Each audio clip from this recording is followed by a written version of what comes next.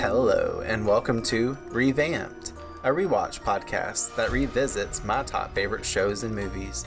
I'm your host, Brandon Alexander, joined by my co-host, Courtney Autumn. Venture with us as we set our sights on the infamous Hellmouth to cover 90s cult classic, Buffy the Vampire Slayer. Follow along from the beginning, spoiler-free, as Courtney views the show for the first time and I revisit the series for new takes and a fresh perspective on its narrative. Each season, every episode, in order, we will follow Buffy Summers and her friends to examine their character development, the show's underlying themes, along with its major story arcs, all while engaging in conversations, sharing our own authentic thoughts and feelings to what's unfolding before us. So sharpen your stakes, load your crossbows, and join us as we explore the supernatural world of Buffy the Vampire Slayer. Let's get into the episode. Hey you guys, what's up? Welcome back to another episode of Revamped. Today we are going to be covering the magnificent episode of Buffy the Vampire Slayer, Season 3, Episode 9, The Wish. Done.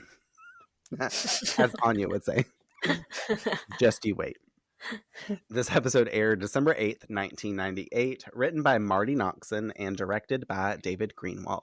In this episode, still reeling from her breakup with Xander, Cordelia decides all her problems began the moment that Buffy came to Sunnydale. When she vents to new student Anya and carelessly wishes that Buffy had never arrived, she discovers too late that Anya is a vengeance demon who grants such desires. Cordelia is thrust into a dark alternate reality where Sunnydale is ruled by vampires, Buffy is nowhere to be found, and nothing is the same in the worst possible way.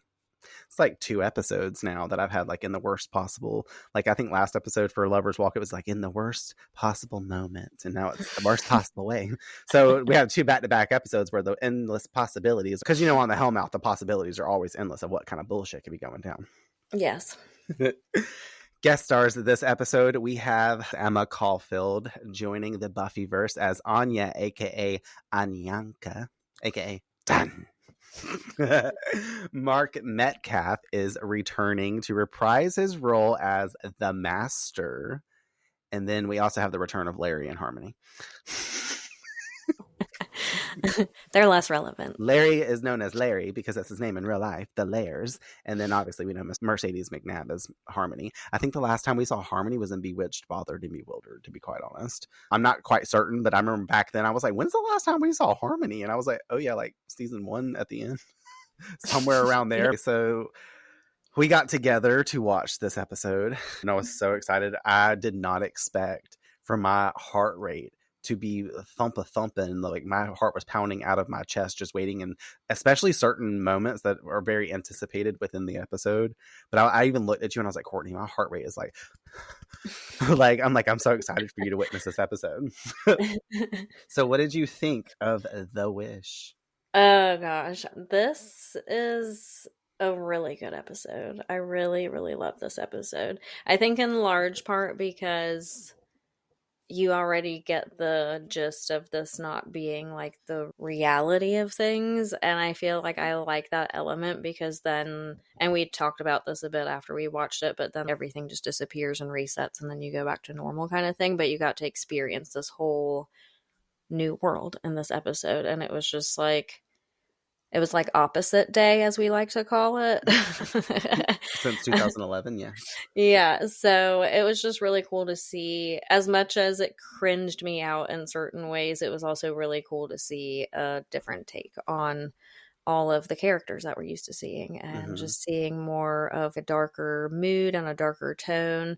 If you can even say that, which is bizarre to even think that like it could get darker than the reality that they're living every day, but obviously it can. Oh. And to see it play out that way and be able to kind of live that day out in that kind of reality was just a lot to unpack, both visually and like mentally, because there were so many mirrored aspects, of course, like the show loves to do, where it applies to real life. So even in the mirrored reality or in the parallel universe, there were so many tie-ins with what was actually going on like more of an emotional or mental scale in the reality we're used to seeing. It was a lot of anxiety and it was just It was good. It was a really, really, really good episode. And I like that we got to see some old faces.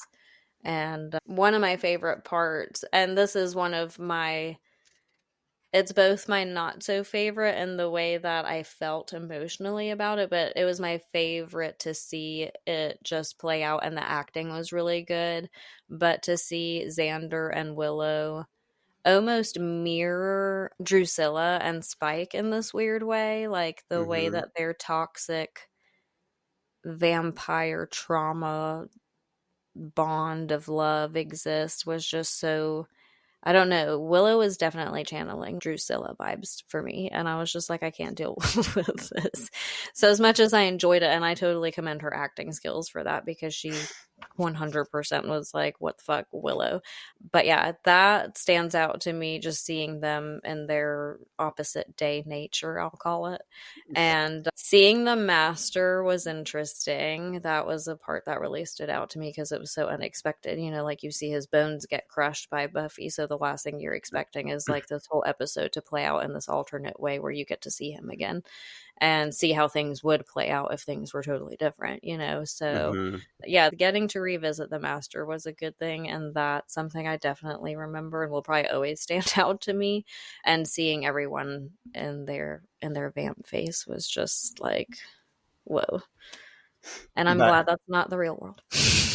I know. In another context, the Hellmouth is already this bullshit area, and all this awful dark stuff basically already happens here. So now we get to see the amplification of that and what would have happened had Buffy not come to Sunnydale. I mean, obviously, I'm going to say this probably 700 more times. What would have happened if Buffy did not come to Sunnydale, as we go along with it, especially in my opening thoughts that I'll get to in a second. But that's a very key point to stand out from the episode, is that things could be much worse. Mm-hmm. And oftentimes, stuff like that kind of comes from wishes, making wishes that you don't necessarily like, and iconically, yeah. iconically, whenever you have a show, I mean, like I Dream of Jeannie, or like the Charmed episode at the end of season 2, there's a Jeannie episode where Jeannie comes and like grants them wishes. A lot of times they're kind of tricksters. So they have you make a wish, and then they kind of give you like, the back end of that regression, right, yeah. Its problems. So it's like a trickster element. And so Anya basically shows up and does that.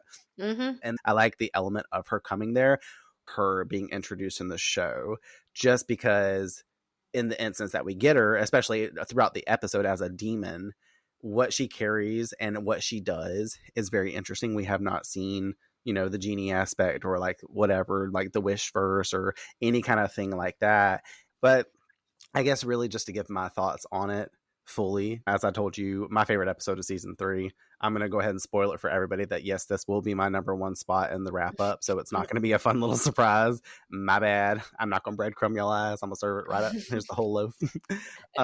But The Wish has always stood out to me as one of the most thrilling and impactful episodes really in the series because of everything that we get. And you can understand that now that you've seen it. Everybody that's watching or listening, everybody that's watched the episode and listening knows that exact same feeling.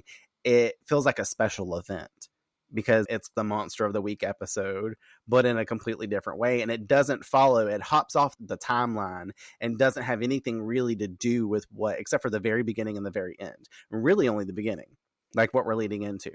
Mm-hmm. You know what I mean? Cordelia basically having some kind of clarity on Buffy and her problems and all this other stuff.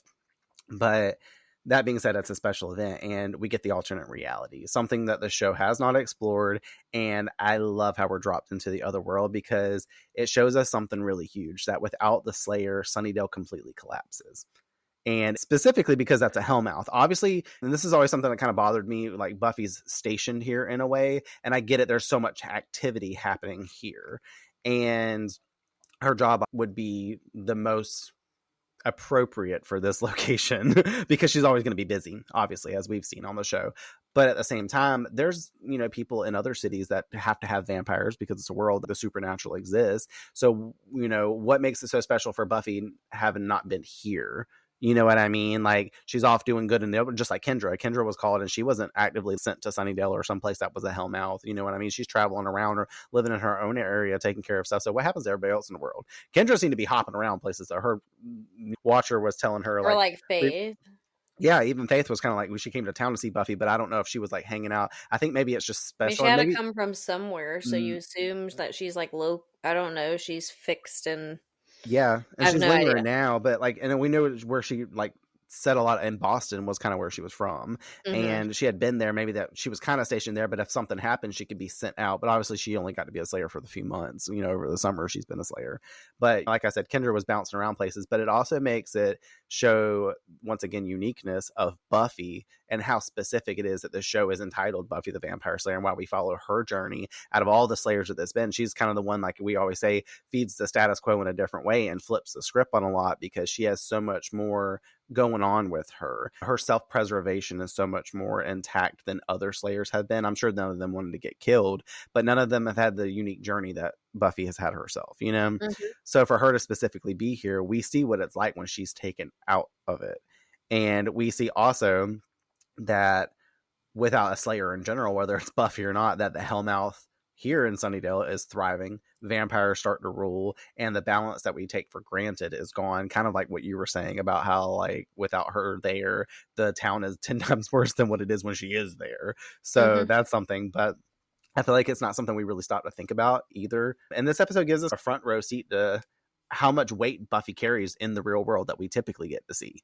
Her being here wasn't just important for the Scoobies. It mattered for every single student at Sunnydale High and all the people's whose lives she's very clearly saved. I know there's been the casualties, obviously, Jenny, and then like the other students that have died in other episodes, even whether that be from the Sid the Dummy episode where the girl's getting her heart cut out and the other dude's got a brain cut out, Angela's killed, or Teresa, things like that. Those are the small ones, but on a scale to where when we see the school, there's like 5 or 6 students walking down the hallways instead of like a more bustling than that's Mm-hmm. usually going on. We sit in the classroom, and that was something that, like, I love that you said, and we can bring it up again later if we need to, but I'll say it and spoil it now.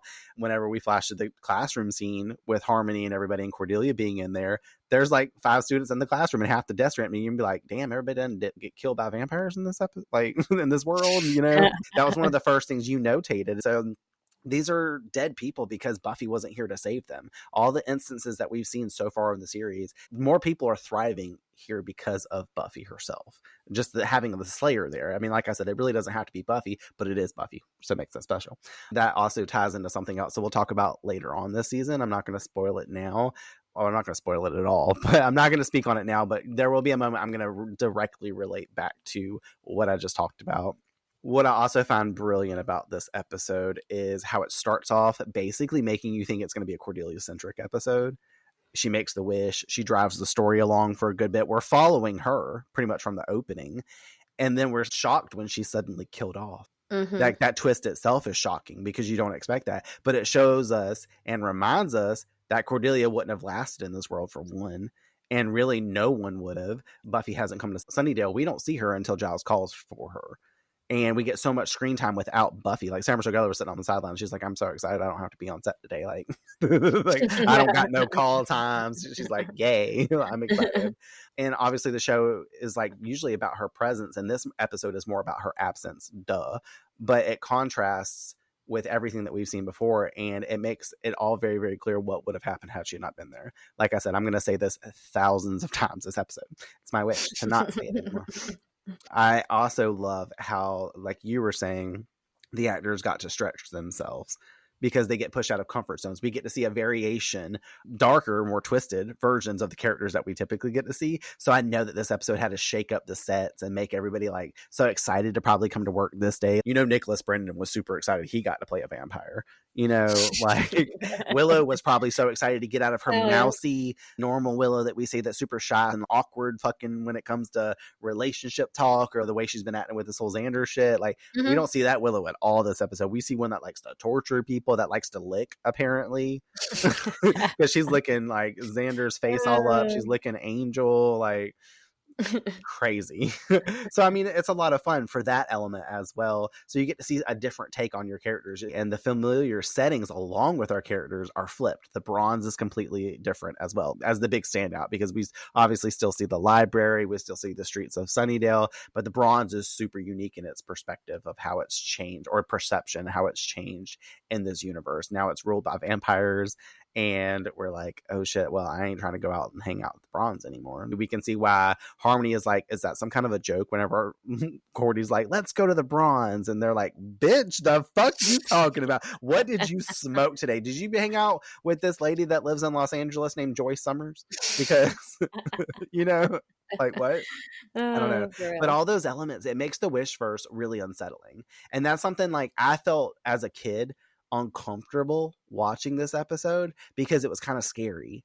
Like, I obviously the first watch through of seeing this episode, I didn't know if this was the way reality was going to be. I didn't know if they were going to have some kind of like unique thing, or the show was taking a huge turn in a different direction, and maybe like they reset everything, or maybe this goes on for episodes. Maybe this is a part of season 3's big arc, trying to fight back to real reality. You know, that's kind of like things that I remember going off in my head. And I remember, like I said, feeling very unsettled with the episode. And that's not just coming from the fact that my favorite character dies a second time on this show in this episode, you know? So scary. It's just a really fun alternate reality episode. And I think that that's always going to be my favorite episode of any kind of show, when they take a step out and like put you in this other world, especially when you're dealing with supernatural stuff and you have the ability to like go back in time or accidentally have history rewritten. Like, it's iconic for people to go back in the past and accidentally fuck something up, and then it changes the future. And then when you come back, things are just different. Like, I always love stuff like that. Back on the fact of just my love for the episode and how it made me feel unsettled, I feel like it's also a tragedy, like the episode in itself, because of what happens. Everything's so tragic. All of our characters die. Almost pretty much all of them, except Giles. Giles survives like up until the end. If he hadn't broke the necklace, everybody else is dead. Not even just dead the first time around, like Willow and Xander. They're permanently dead. Their bodies do not exist on Earth anymore. And it makes me feel deeply for these characters, and it always has. Like, speaking back to my childhood and what I told you yesterday, I would cry over the ending. Like, I did not like I love the sequence now and I love it so much, but as soon as that Christoph's Beck, the Slayer elegy score comes on and you get the slow motion fighting and stuff like that, I just feel so bad. Like, you took it a different way, and we'll talk about it when we really get there. I know I'm all over the place in the episode. Like, I basically walked us through already. We can just finish up after we finish the thoughts on the episode. It's the shortest one, 25-minute episode for you guys today. But it makes me really sad seeing all my favorite characters that, like, and I've seen the show in full spectrum, so I've returned to this episode a bunch of times, and I still feel that same way. I feel so bad once you know a lot more that goes on in the show, like maybe likable Xander in the future, the fact that this is another reality where Xander isn't real. You know, we've been wishing for that. Unfortunately, we have not had a vengeance demon coming to help us out with this. Anya being a vengeance demon, she's like looking out for scorned women. So when we see her place in this episode, all the elements are there for us to be granted that Anya is there to do work. She immediately comments on Cordelia's bag, how she likes it. She looks for Cordelia later and is like, oh, I don't like Harmony. I want to hang out with you. Then buddies up with her. And every 2 seconds, she's like, don't you wish? Don't you wish? You know? So she's there, but she also knows that what happened to Cordelia, because of whatever her essence and power carries to create the energy of the draw, the cord that carries her off to her charge for the episode, you know, whoever she wants to grant the wish for. She feels the pain of that heartbroken woman, because it's a vengeance demon that is scorning men that have been betraying women or harming women in some way, which honestly every woman should like want this in their life, like when they've been done wrong, cheated on or something like that. If this were real life, then the second your heart really was fucking broken, poof, there goes a vengeance demon coming up talking about, you want to wish something on your boyfriend? Like, you want to wish that his entrails would just fall out right now? Do you want to wish that he never existed? You know, all the things. Like, girls probably sit in the room all the time. I'm just gonna say girls, obviously all people do this, but girls probably sit in the room all the time after a breakup and be like, I wish he didn't fucking exist. Like, I fucking hate him. I hate running into him, all this other stuff. You know, how many times have you said, oh, I wish, but what if you actually got your wish? You know? Probably a lot. Yeah, which kind of brings us full circle. But I like that element of Anya, that she's like chasing Cordelia, and until the wish actually happens, then you're like, and especially watching it a second, a third, a fourth, a thousandth time, you're like, fuck, I see you, Anya. Like, you out here scoping this bitch out like a fucking hyena. Either way, to hopefully seal off my last one sentence I have left in my thing, the ending is devastating to me because I have to watch all my characters die. And if anything, it's just a really big reminder of how important Buffy is and how much rests on her shoulders. So by the time we come out of the Wish universe, you kind of have that, oh, fuck, like, thank God. Things were getting really bad. I was getting really scared there. And you get a breath of relief at the end, which is good because then you basically stay on the edge of your seat as soon as the Wish unrolls. And as it unravels the whole episode, you're sitting on the edge of your seat wondering what's going to happen next. You know what I mean? That's why my heart was beating fast, because I'm like, thinking for you, I'm like, what's going on in her head? What is she thinking? I wish I was her right now watching this again the first time. I don't know. It's a genius episode. I love the wish verse. I love this energy and like the big what if story that we get from it. It shows us exactly, if anything, why Buffy matters. Mm-hmm. That's what I think of the episode. That's why I love it. I'm pretty sure I could continue to talk to you guys for 10 more minutes truly about it. But do you want to go ahead and go through the episode so we can... Yes. All right, let's start the episode. And to every generation, there is a wish that fucks up the universe. We open at the park where Willow and Xander and Buffy are just trying to hang out. But, instead of that, Buffy is being choked up a tree by a demon.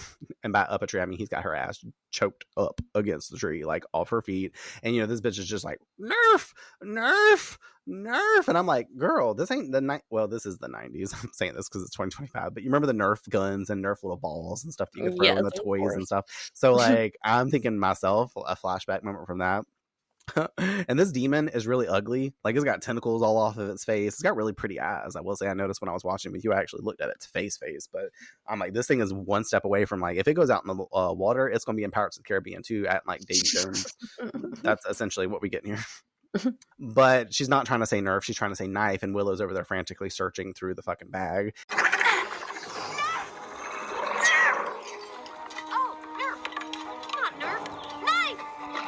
She finds a knife and tosses it over to Buffy, and she stabs the demon, kills it.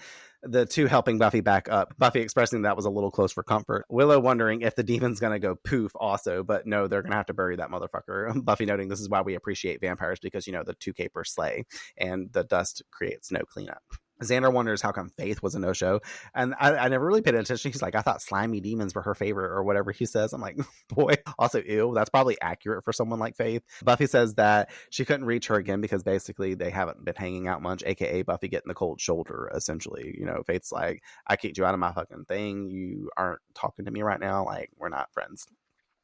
I did want to say I like Willow's take whenever they move on to Faith for a second. And she's talking about, like, we should try to do more socializing with her. Get back on good terms with her, essentially, without saying good terms. We should, like, reach out to her and see how she's doing type thing. And I was like, well, that's good. Like, versus being like, oh, we'll just, like, leave her alone, whatever. The gang move on to discuss Cordelia and how she is doing. Xander also talking about how he's left her 60 or 70 messages, so he don't know how she's doing. She won't answer his calls.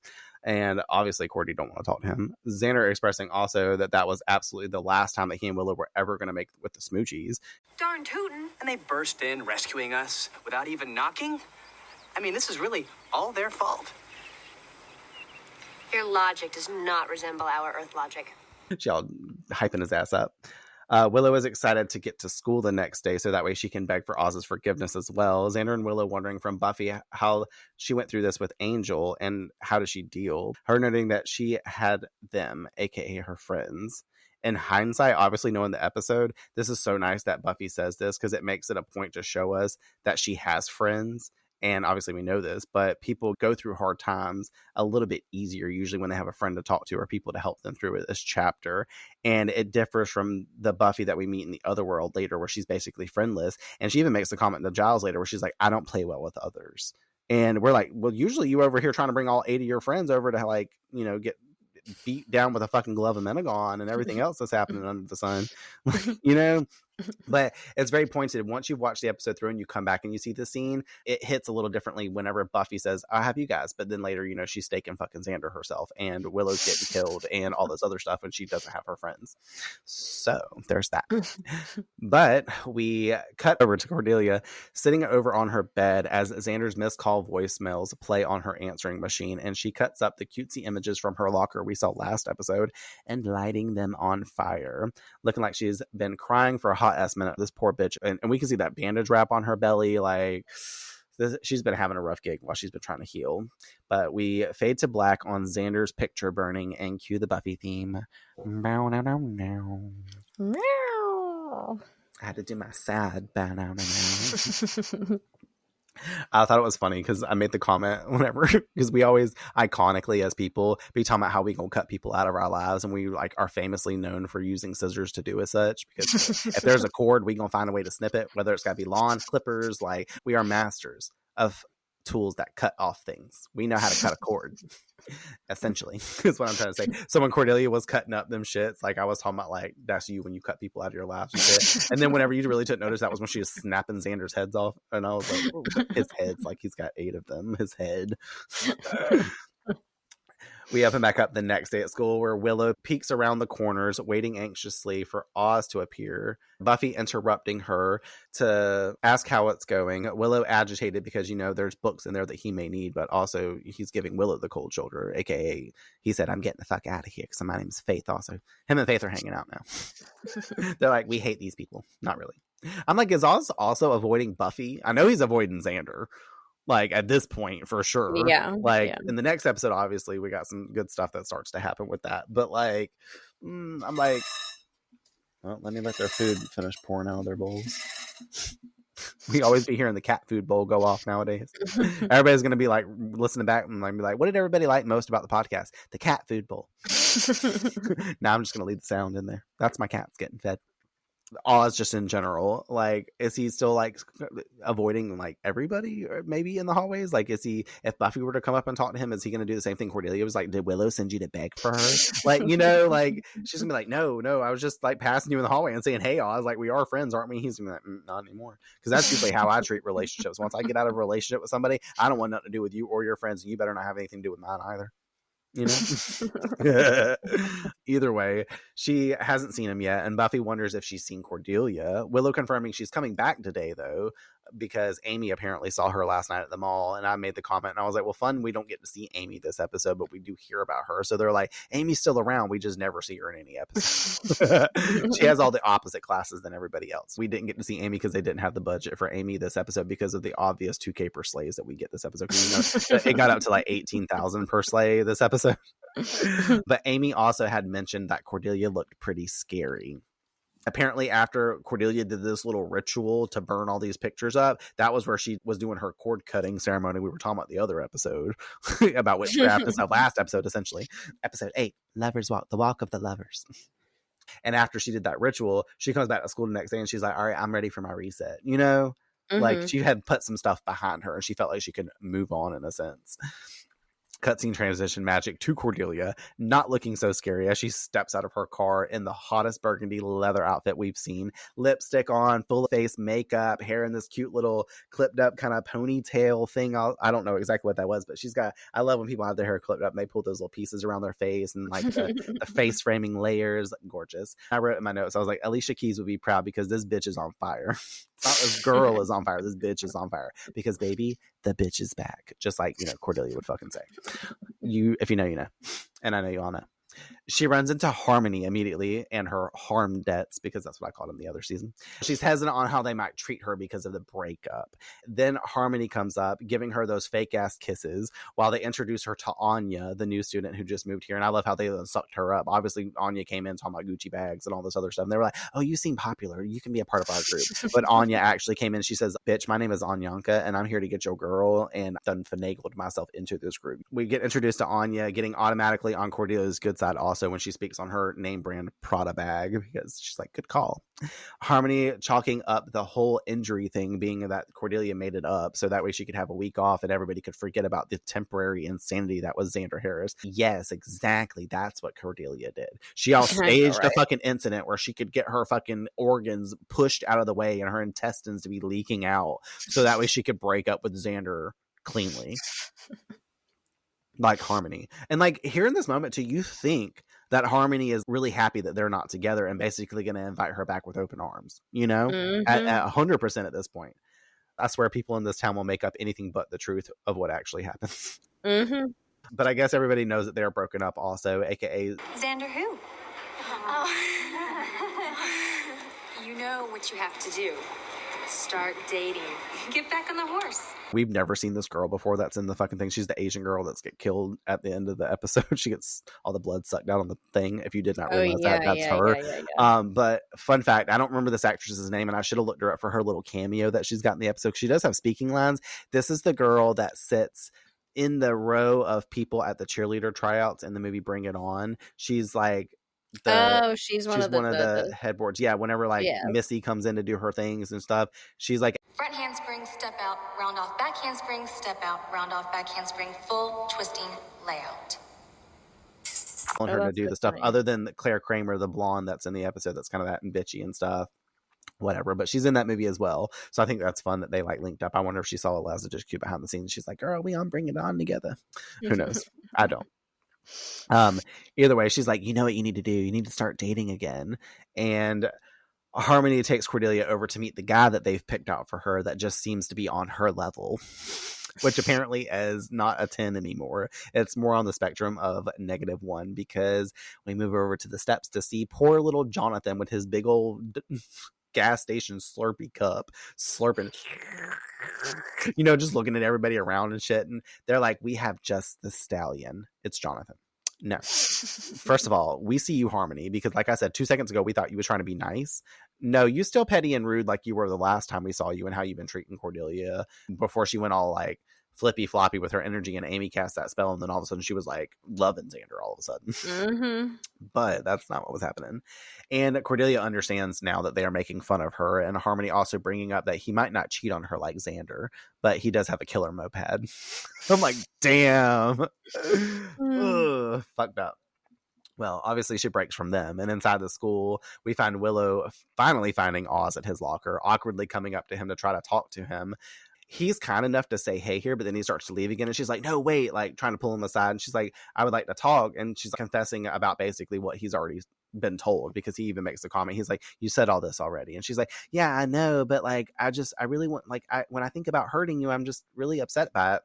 And I love it because I called him a boundary king, because he clarifies that it seems everything that he is hearing from, oh my god, the hiccups, everything he's hearing from her just seems to be a way for her to cope with making herself feel better, which is a very big call out moment. Like, Willow, you just got fucking checked, because he sees this shit. And he says it really respectfully. Like, a lot of people might not communicate this way, but he does it really effectively. And that's why I call him a boundary king versus just like a nice boundary person, a boundary prince. You know, like, he does things the right way. He tells her that that's not his problem, that she needs to feel better about what she's done. She needs to go do her own work to do that. And unfortunately, that does not involve him being around her at this time. Like, if you're saying you want to make me feel comfortable and you want to give me time, give me that space, then that's what I need. And that's what you're going to give me. Like, and I love that. He's like, nope. And he walks off and leaves her little ass standing right there. And I'm like, okay, that's exactly what I need. I mean, and I get that. That takes me, if somebody did something to me, and if I know I still really like them in a certain way, it might give me a few days before I talk to you again.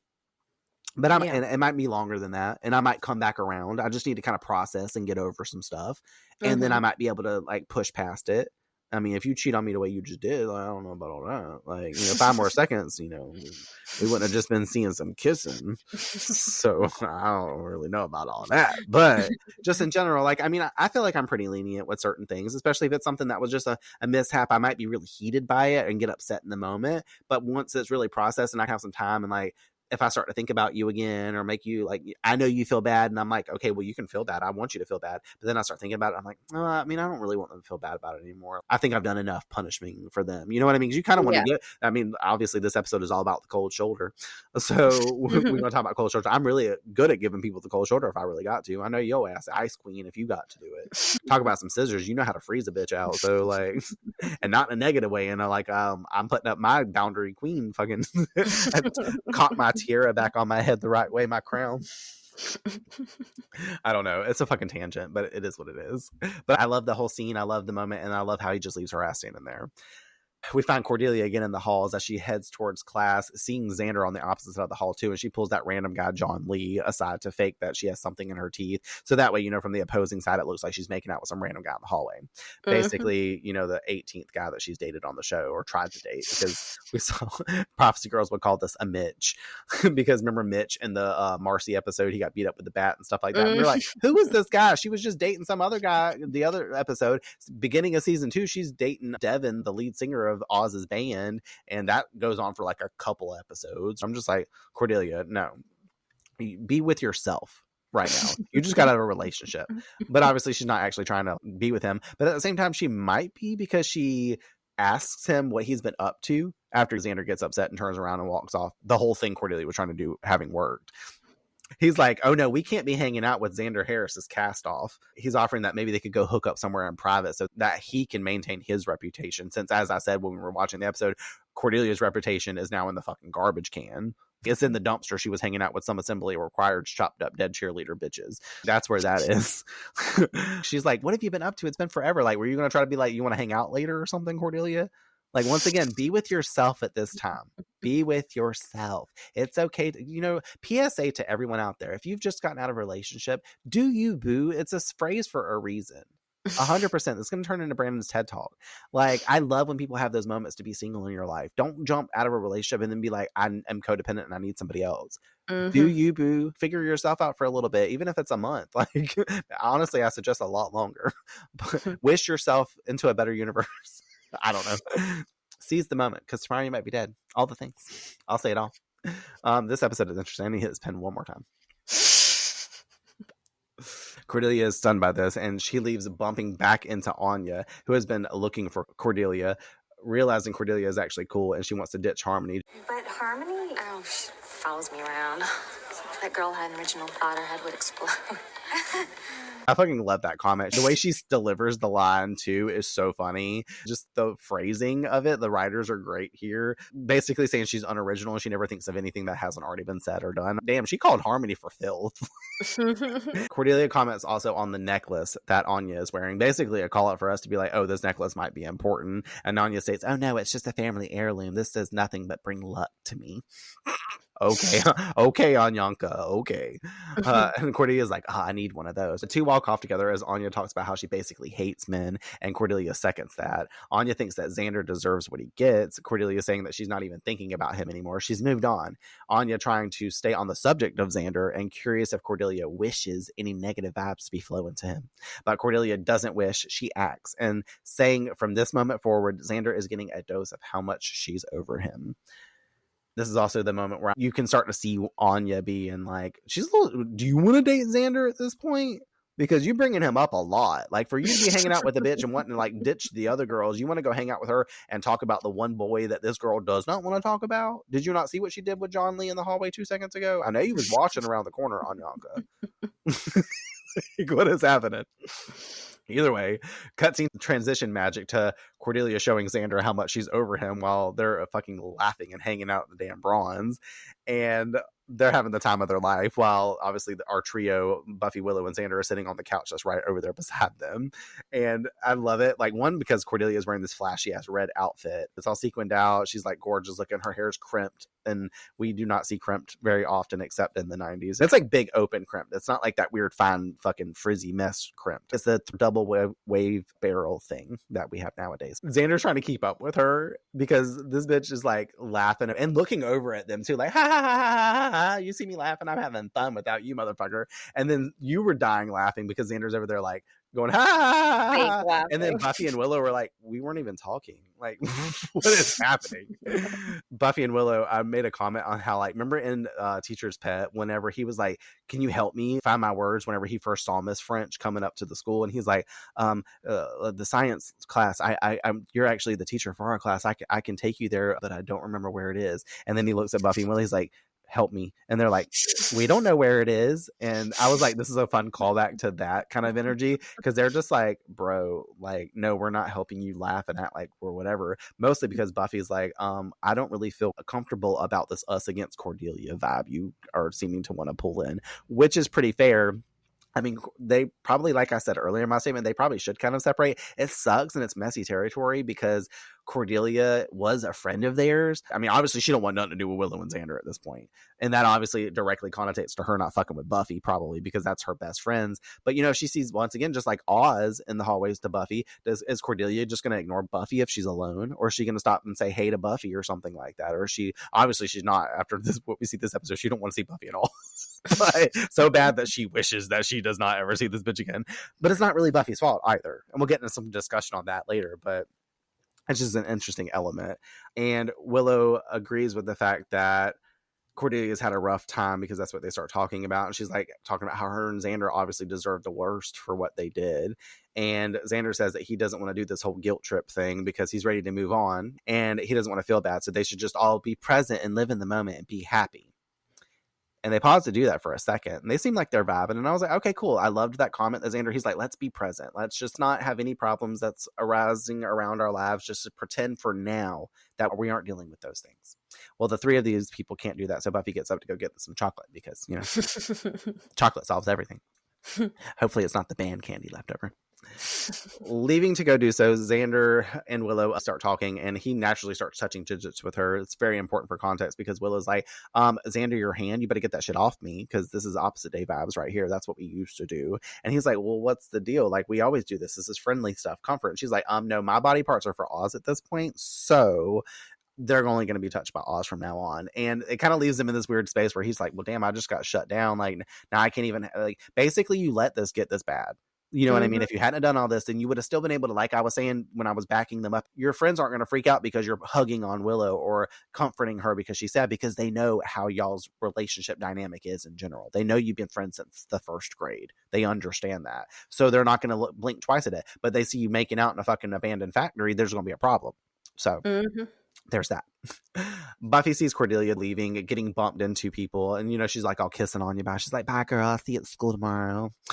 And apparently her stomach is hurting too because that one guy hit her, and I was like, ooh, that rebar hole is not feeling good. Buffy chases her outside to ask her how she's doing. Cordelia obviously misconstruing this for her being out there to beg for Xander, and she's like, no, I'm a free agent, I'm good, like I just wanted to check on you. Buffy reminds her that she knows what it feels like to be hurt by somebody, because honestly, Buffy's been hurt the most on this show, so we can find that to be accurate. And saying that what she did to feel better was tell her friends about it and talk about it, and that helped. Basically trying to get Cordelia to know that she can still be a friend to her. And I like this because this kind of opens up that platform where I've been trying to create the scenario. So maybe if this had been a conversation that went well, which I'm gonna make a point of in a second, Cordelia could have seen Buffy at school the next day and been like, well, I'll talk to you while Willow and Xander are not around. Maybe one day we can all get together and be friends again in a certain way when I'm fully over this, or maybe not. But maybe me and you can continue a relationship, Buffy, because I obviously hang around with you. I think you're okay. Maybe also it can get to a point where I can be around y'all to help y'all fight evil still. You know what I mean? Like, or be there randomly when it goes down, or if something happens to me, I know y'all got my back. Whatever. Probably not going to be the case, though. And I also commented to you, I like this because, and when she was bad, Cordelia chased Buffy outside when she saw she was acting like Cunty McCunterson in the Bronze and being a bitch to everybody. She chased her out to basically call her out on her shit. And Buffy does the same way, but obviously it's in a more comforting like element. But it is kind of like a callback to that energy. But like all times on this show, a vampire jumps in between the two. Very unfortunate, because if you really looked at Cordelia's expression on the face, Cordelia looks like she was about to open up and say some stuff to Buffy and be like, I'm not doing well, girl. Like, that's how she would say it too, but except not. But she took a breath and she was about to say some things. And then this fucking vampire jumped in the way. And obviously it knocks Cordelia back into the pile. She gets up all dirty, looking disgusting after Buffy gets the 2K per slay off screen. We just get the sound effect. When Cordelia does get back up, though, Harmony, unfortunately, with her little Harmdettes gang, passes by at this time, and they all are laughing at Cordelia. He looks to Buffy and expresses that this last week she's been wondering, why does she get impaled? Why does she get bitten by snakes? Why does she fall for incredible losers? And she thinks that she's finally figured out what her problem is. And you know what that problem is? Cutscene transition magic to the next day at school as Cordelia walks with Anya, telling her, Buffy Summers. That's when all my troubles started. When she moved here. Grabbing her stomach too in the process. And she's like, well, no surprise, pulled some stitches last night due to Buffy. Harmony passes by with the gang and says, they just laugh outside the Bronze. Cordelia is told by them in this moment, love the dumpster sheets look, blah, blah, blah, blah, blah. Anya feels bad for her in this moment, and she's like, here, I'm going to gift you my lovely lucky necklace, so that way you can use the luck that it bestows upon its wearer. To me, I guess maybe this is what enhances her to get drawn in to make a wish, because 2 seconds after this necklace is on Cordelia's neck, this is when a wish happens. She accepts the luck. Cordelia, again, starting to stress on how Buffy annoys the fuck out of her. Anya trying to bring it back to Xander, asking her again. She's like, well, don't you wish? And Cordelia snarks back that she would have never looked twice at Xander if Buffy hadn't made him look marginally cooler by hanging out with him. Okay, so Buffy made him look cool? So your problems really shouldn't be Buffy Summers, I guess. But I guess it is because of vampires, because of Xander and all that's happened to you now. This is where you've come back to your state to reflect on. Like, kind of sucks. It almost seems like all this is tainted now, unfortunately. Anya's like, really? And turns back to look at them as Cordelia wishes. I wish Buffy Summers had never come to Sunnydale. Done. Anya turns back to face her, except she doesn't look like Anya really anymore. She's a scary-faced demon with the most brown-ass teeth you've ever seen, with a pretty gnarly scarred face ominously telling her, done. It's more like, done. Or maybe it's, done. I don't know. That sounded the same. Who knows? Did her face scare the fuck out of you when she turned around? Were you like, I love this look. This is what I want my face to look like? Definitely. That's what I said. You're like, Meredith, I want to let you know I'm leaving you for Anya. Yes. Cordelia gasps and is shocked as we get a flash of white and we fade to black, obviously for an imaginary commercial break. But then the flash of white reanimates as we see Cordelia standing now in a deserted-looking Sunnydale High as crows call to add emphasis on the abandoned bando nature of the school. It's not full-on bando. It's still active urbexing if you were to go there, but you can get around a lot easier because there's 12 students in the whole school instead of like a 1,200 student body. Cordelia touches her stomach, noticing that her pain is not there anymore. Also touching the necklace of Anya's. Calling out for Anya, but she's nowhere to be seen, and realizing that she wished Buffy Summers had never come to Sunnydale. And that Anya must have been some sort of good fairy. A scary, veiny, good fairy.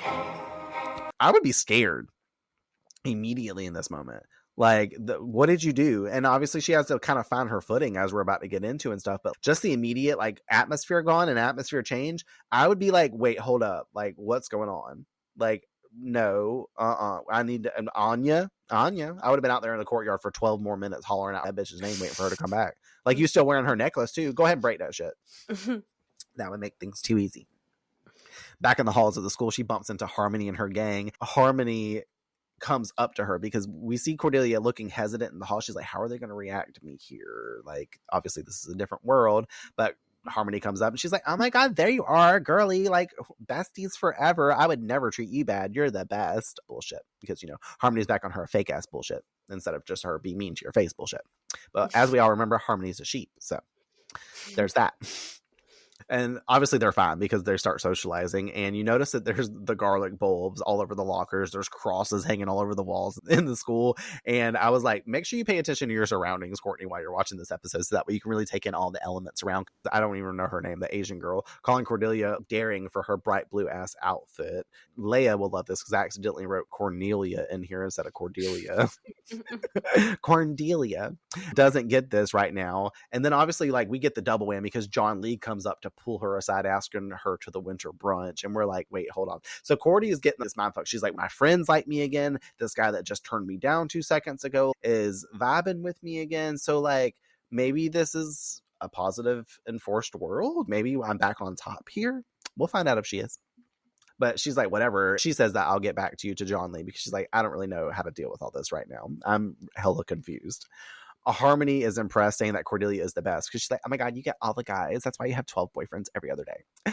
She reigns, but Cordelia asking about the winter brunch thing, which is a fun thing. Like, I'll note now, they having a winter brunch because it has to be in the daytime. You can't have parties at night no more, and you definitely having any kind of event like you have every other episode at the Bronze because that's off the plate. It's like not an option anymore.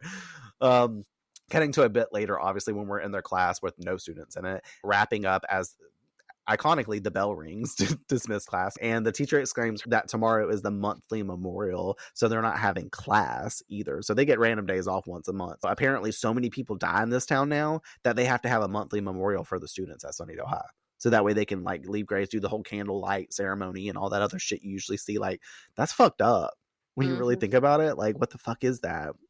The other 2 students that are in the class rush out. Cordelia's obviously not in a rush to get out. She's like, why are y'all running out? And Harmony tells her, my mom hates it when I'm late. And she's like, bitch, your mom loves when you're out late. She hates you, so she likes when you're not at home. Like, no. But Cordy's also still getting confused and suggests that they should go out tonight, aka to the Bronze. And these bitches turn around and look like they just saw a ghost. They're like, are you fucking serious? And that's what Harmony says. She's like, bitch, are you fucking serious? Why would we do that? what is wrong with you? Cordelia comments on the bronze isn't cool in this reality. I got to make these adjustments.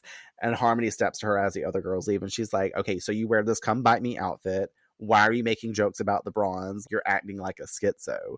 Cordelia telling her, actually, I bumped my head the other day and I've been forgetting stuff ever since then. And then brings up, she wants to know how Willow and Xander are doing. And like, basically by doing, she means like, are they still miserable and irrelevant? Not even a blip on the radar screen, right? Well, yeah. They're dead.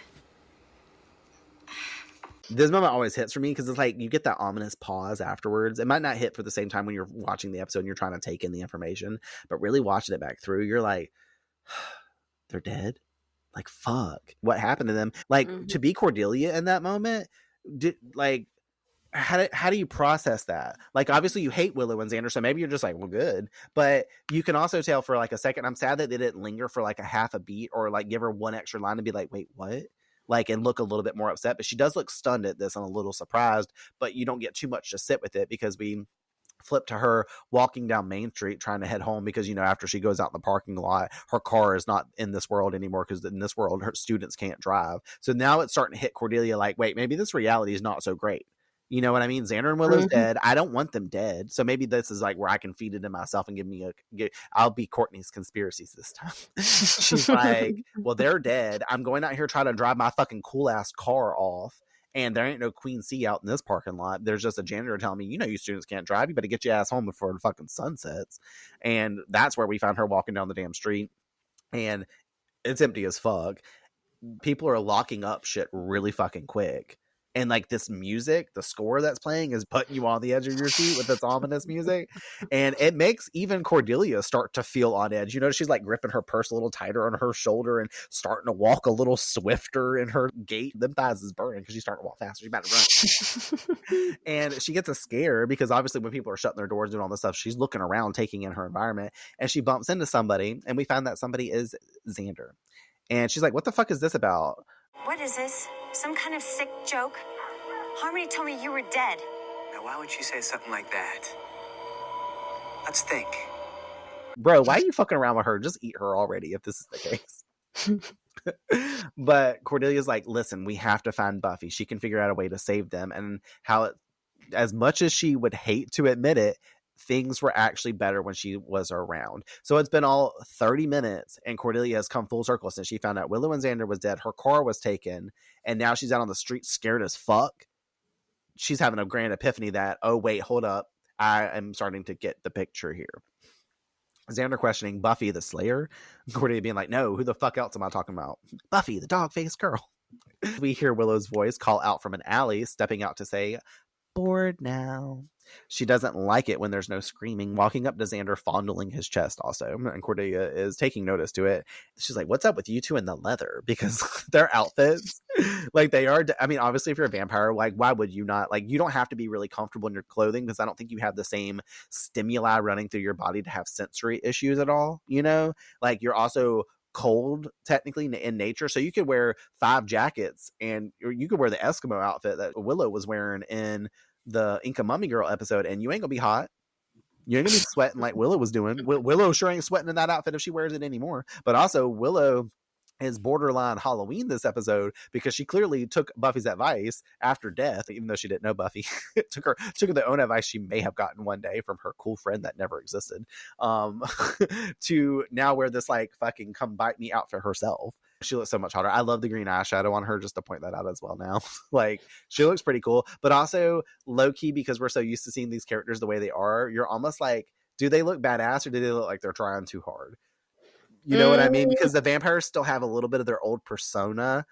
I feel like I liked it and it worked. You know what I mean? Like for the essence of what we're going for, I think. Right. You know, because it's also not so far from how the others are portrayed that we get to see. So I feel like it would be weird if it were too far different from that, you know? Yeah. Well, they have to be gassed up. We have to make them look scary. And I do like the outfits, obviously. But I'm just saying, like, when you first look at it and knowing who they are in our real world, you're just kind of like, what is happening? So, but also, it is to be like, wait, hold up. To. Yeah. But we get to find out why in 2 seconds because these motherfuckers are too close for comfort. And Cordelia starts expressing how she's obviously wished them into a bizarro land and how these two are still too fucking together. She's like, I cannot win. Xander agrees with her and turns his face to look at her away from Willow and shifts into vamp face. Cool transition. Awesome. She freaks out and starts to turn to run because Xander's like, but I'll give you a head start. Willow says that she loves this part, aka the chase, aka the Cordelia chase, because that's her last name. Fun pun. Her and Xander give each other what I called in my notes sloppy tongue, because they make out for a hardcore moment. And then you laughed whenever Xander's like, you love all the parts. And I'm like, all the parts of what? Like to eat, to kiss, to suck, to like, what's she doing with Puppy in the cage, if that's the case? What are you watching her do, boy? We'll find out who Puppy is in a little bit, but Xander obviously leaps up and like, I don't know if that was Nicholas Brendan doing that, but I mean, he hops across the car, lunges at Cordelia, aggressively throws her into the fucking ground, which, by the way, I'm going to make a note for 2 moments. This moment and the moment when Cordelia got flung into a trash can, if you pause and like really look slowly, that's a man in Cordelia's dress both of these times that's getting thrown out as a stunt double. I'm gonna have to send you a clip of her like in the trash can, like, and it's not her, it's a man in her dress. I'm like, damn, they did not do this clip in the way they edited this very, very well. Then obviously throws Cordelia on the ground, or that man in Cordelia's dress, and then it's Cordelia again. And goes to try to move in on her, but then we have a van, Oz's van, if you did not notice, come racing around the corner, and he's like, oh, swell, it's the white hats. And we're like, who the fuck are the white hats?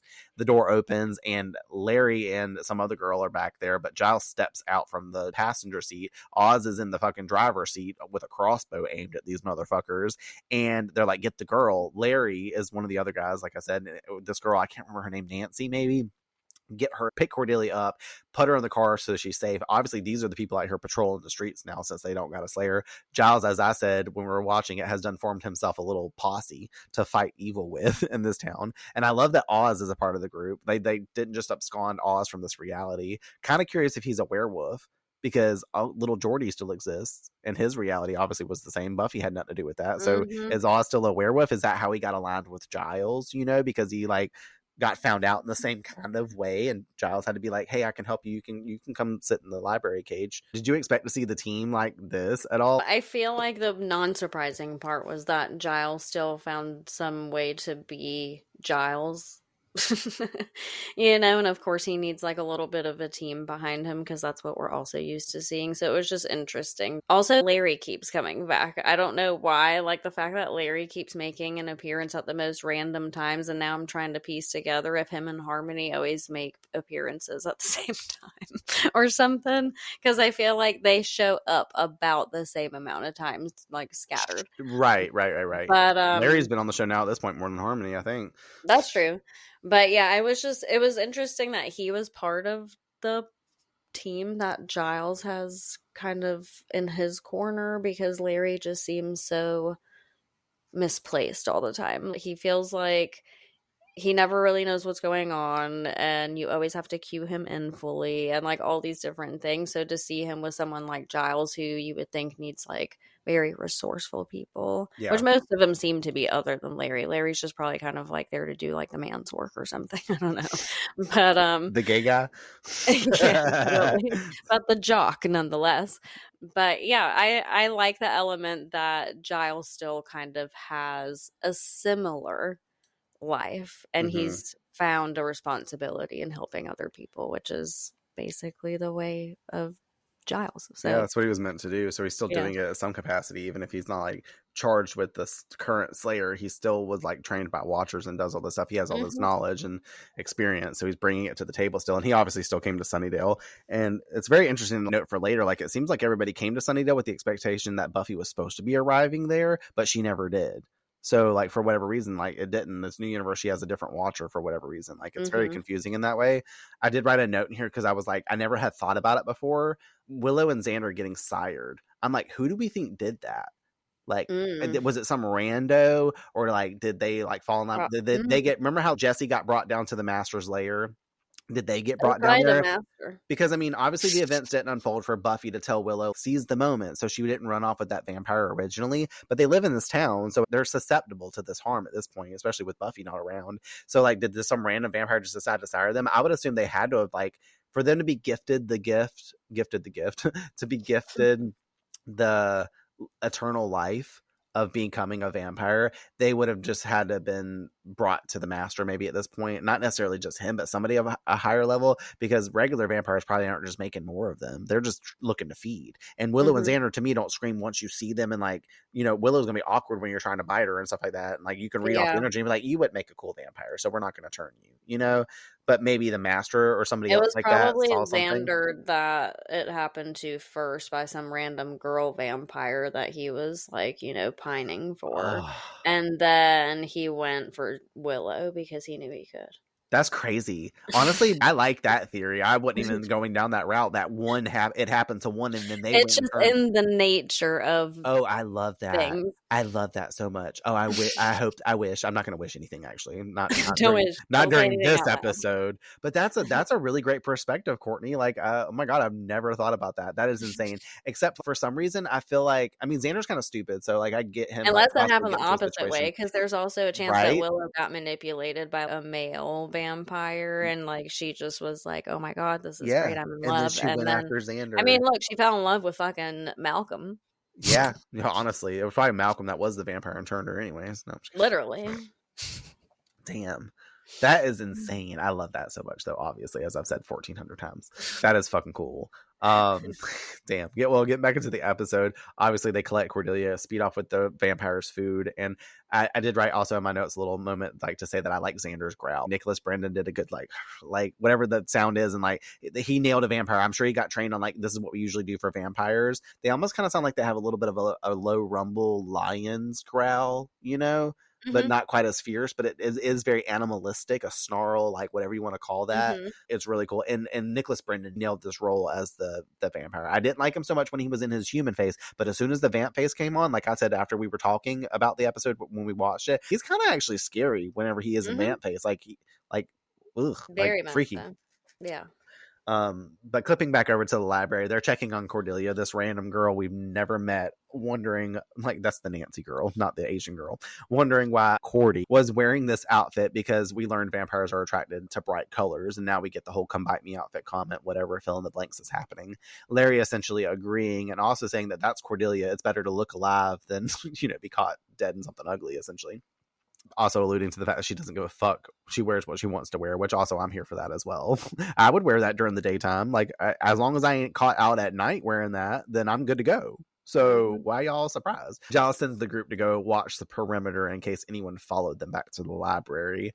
We cut over to the Bronze, which we see is still the happening spot in this town, except it's happening for the vampires. Xander and Willow enter, passing by people in cages, vampires gawking at them, moving over to find the master sitting on his throne in the back room, no longer underground or has a blood pool in it. I don't know how he's dealing without a bunch of candles lit and like dark as fuck in this room. Like, he's out here chilling. He's like, I love the Bronze. This is my favorite spot. I also did notice that they put the blood red curtains up all everywhere, and I was like, okay, well, he's bringing in the themes from the blood pool. He misses blood pool, so he's like, when I order these curtains off of Amazon, I'm getting blood red because I've got to pay homage to my lovely blood pool that I have back home. He calls them out by name. And I thought it was funny. He's like, Xander, Willow. You know, the way he talks. Apparently, these are the new Luke and Darla, by the way, because that's what we're getting from here. Wondering also how their hunt went tonight as we get to see Vamp Willow officially turn into herself, like the vampire version of it. Another cool morph moment for CGI, but the master gives her some food because he's irritated with it, aka the girl keeps trying to look at him, and Willow carries her off drinking her blood. Xander goes on to tell him about tonight's events and brings up an old crush, aka Cordelia, and how he almost got her, but the Wanna Slay librarian showed up, mentioning that Cordelia was talking about Buffy. And I love it because Willow walks up and she's like, Buffy, ooh, scary. Y'all ain't even heard her name before. How y'all know? But y'all heard of her. As soon as Cordelia said, we need to get Buffy here, he's like, Buffy, the Slayer? And I'm like, okay, you saying that's not striking fear? Maybe not. But you also sitting here talking about how you know who she is. Like, no, you've heard of her. You know, if she comes to Sunnydale, you gonna run. Either way, the master grows concerned because they have plans. She talked of summoning a Slayer here, now, at this time, and you didn't kill her. Well, they had crosses. The plant begins operation in less than 24 hours. You will find this girl. You will kill her before she contacts the Slayer. or I'll see you two kissing daylight. Apparently here, like we started to say earlier, the harvest was successful. Like the master, when he sent Luke out there to be his vessel and do that night at the bronze, that was the last night the bronze was operable in the regular way. As soon as that happened that night, basically they were siren all those vampires they were turning, and they were dead. The bronze became their fucking place. I think Angel wasn't able to stop it because obviously Angel came to town. I think in this reality, he showed up to town because obviously we found him there. And he was going to try to stop it. And also somewhere along this time frame, Willow and Xander may be returning to vampires within this spectrum of time too, because they might have been at the bronze that night. I forgot I had written this in my notes and we were talking about them getting turned earlier, but like maybe they also got sired this night too. I was like, did Luke sire them? Was he even around since he was the vessel at this time frame and stuff? And maybe he got like killed by somebody else, or he's off doing some other chore and that's why he's on this episode, which brings us kind of to the question of where the fuck are Luke and Darla. Mark Fields talks about it in his book. He's like, where's the continuity of that? Like, why aren't they in the episode at all? I'm like, even a cameo or something, even if Darla like wasn't in the episode, I think it would have been cool to still see Luke there or something. Like, why are we not getting them at all? And I was like, well, I guess if they had have brought Luke and Darla back, the actor and actress that played them, then they might have overshadowed Allie and Nick trying to step into these vampire roles and be with the master. You know what I mean? They would have been like shined as bright because everybody would have been like, oh my God, these other characters are back. Plus, you know, budget reasons. I'm sure that's also another reason, but I don't know. It kind of left me wondering like why they weren't on the fucking show. Back at the library, Cordelia wakes up and immediately starts freaking out on Giles, telling him that it's all her fault and how she made a wish and he won't listen. I mean, like, this bitch jerks him to make him listen, saying that he needs to get Buffy. She changes it and how it wasn't like this before. And I love how in Cordelia true fashion, she's like, especially the clothes, like commenting on that. I'm like, she's done plotting everybody's ugly ass outfits they wearing around. Cordelia realizing that Giles is still here though, but Buffy is not. Why is that? Commenting how he was her watcher, and confused, Giles is like, I've never told anybody I was a watcher. And obviously he starts to hear some kind of creeping noise and he's like, what the fuck is that? And Cordelia's like, I don't hear anything. So he goes over to the weapons cage to try to get some weapons just in case, you know, something bad's about to happen, because he was expecting possibility of vampires showing up. That's why he told Oz and them to go watch the perimeters.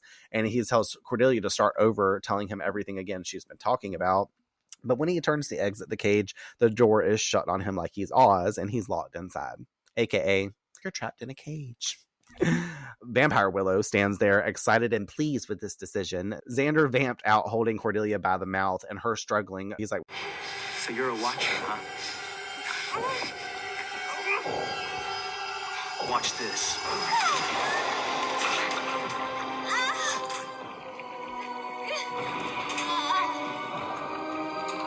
he drops his hand from Cordelia's mouth, bites into her neck, and starts to drink her blood. Cordelia is like rendered useless at this point. Willow taking the other side of Cordelia's neck as Cordy screams out, the two draining her in an amazing panoramic shot circling to this whole instance happening, which is so great with camera work. If they had just stayed steady on them, it would not have had the same effect. The fucking music playing really pulls you in, but also makes you be like, what the fuck is happening? Giles is behind the cage going, what the fuck is happening? He don't know these people like that, but you know, damn. Like, I wonder if he knew Xander and Willow in this reality. And he's like, oh, fuck these bitches again. They drop Cordelia's lifeless body on the ground and walk out of the library.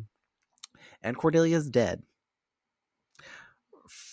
I cannot with the two people responsible for her death, just because it really just, it brings us to the place where she already said kind of earlier in the episode, like, she can't escape this theme of Willow and Xander being together in any reality, and Cordy being the only one that's aware of both realities, being the one that made the wish. It's just crazy that these are the two that end up taking her life, basically, you know. What shocks me the most is that we obviously don't know like how long this reality has been going on, but for Cordelia, to our knowledge, to our beginning of this reality, not seemingly make it very long, it makes you wonder how she made it up till now in because this she wasn't reality. a part of the world. I guess, yeah. But then, and here's my other question, because, and here goes all the like holes that are in the plot. Yeah. Because it felt very personal for Xander to say, oh, so you're a watcher, watch this. It's felt way more than just like, ooh, let me show you while I like suck the blood out of this No, he's giving rando. Anne jealous vibes. Yeah, and it seems personal. It seems like a message delivered. And that's where I get confused because, in essence, then Cordelia should be a stranger or something of the sort. You know what I mean? If she wasn't in this world or Well, he however the called case. her an old crush. Like, he knew they grew up with Cordelia still. You know what I mean? But that's like, why I'm it's saying, interesting. It's a how plot did she hole. make it in this world up until this point? Because we know with all the amount of students that are gone Yeah. and the fact that Xander and Willow are dead, or vampires technically, but they obviously they're a victim of some attack to an extent. So I'm like, you're going to try to tell me in this reality that Cordelia Has made it this outlived and far. Yeah. outsmarted and outdid all these vampires longer than all of her friends, basically. Maybe she was bluffing all the vampires like she did Lau-Gorch in Homecoming. I don't know. Like, this bitch must have never left the house the whole time, and this is her first day back at school in 17 years.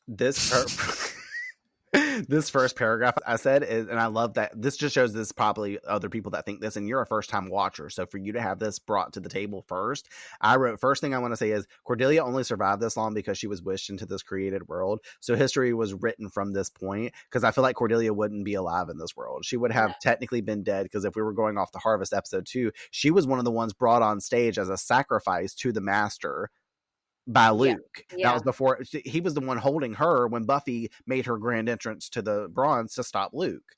So, and he's like, I want you, actually. You're the one that I know that will set the master free, blah, blah, blah. And we're like, well, we all know, watch episode 12.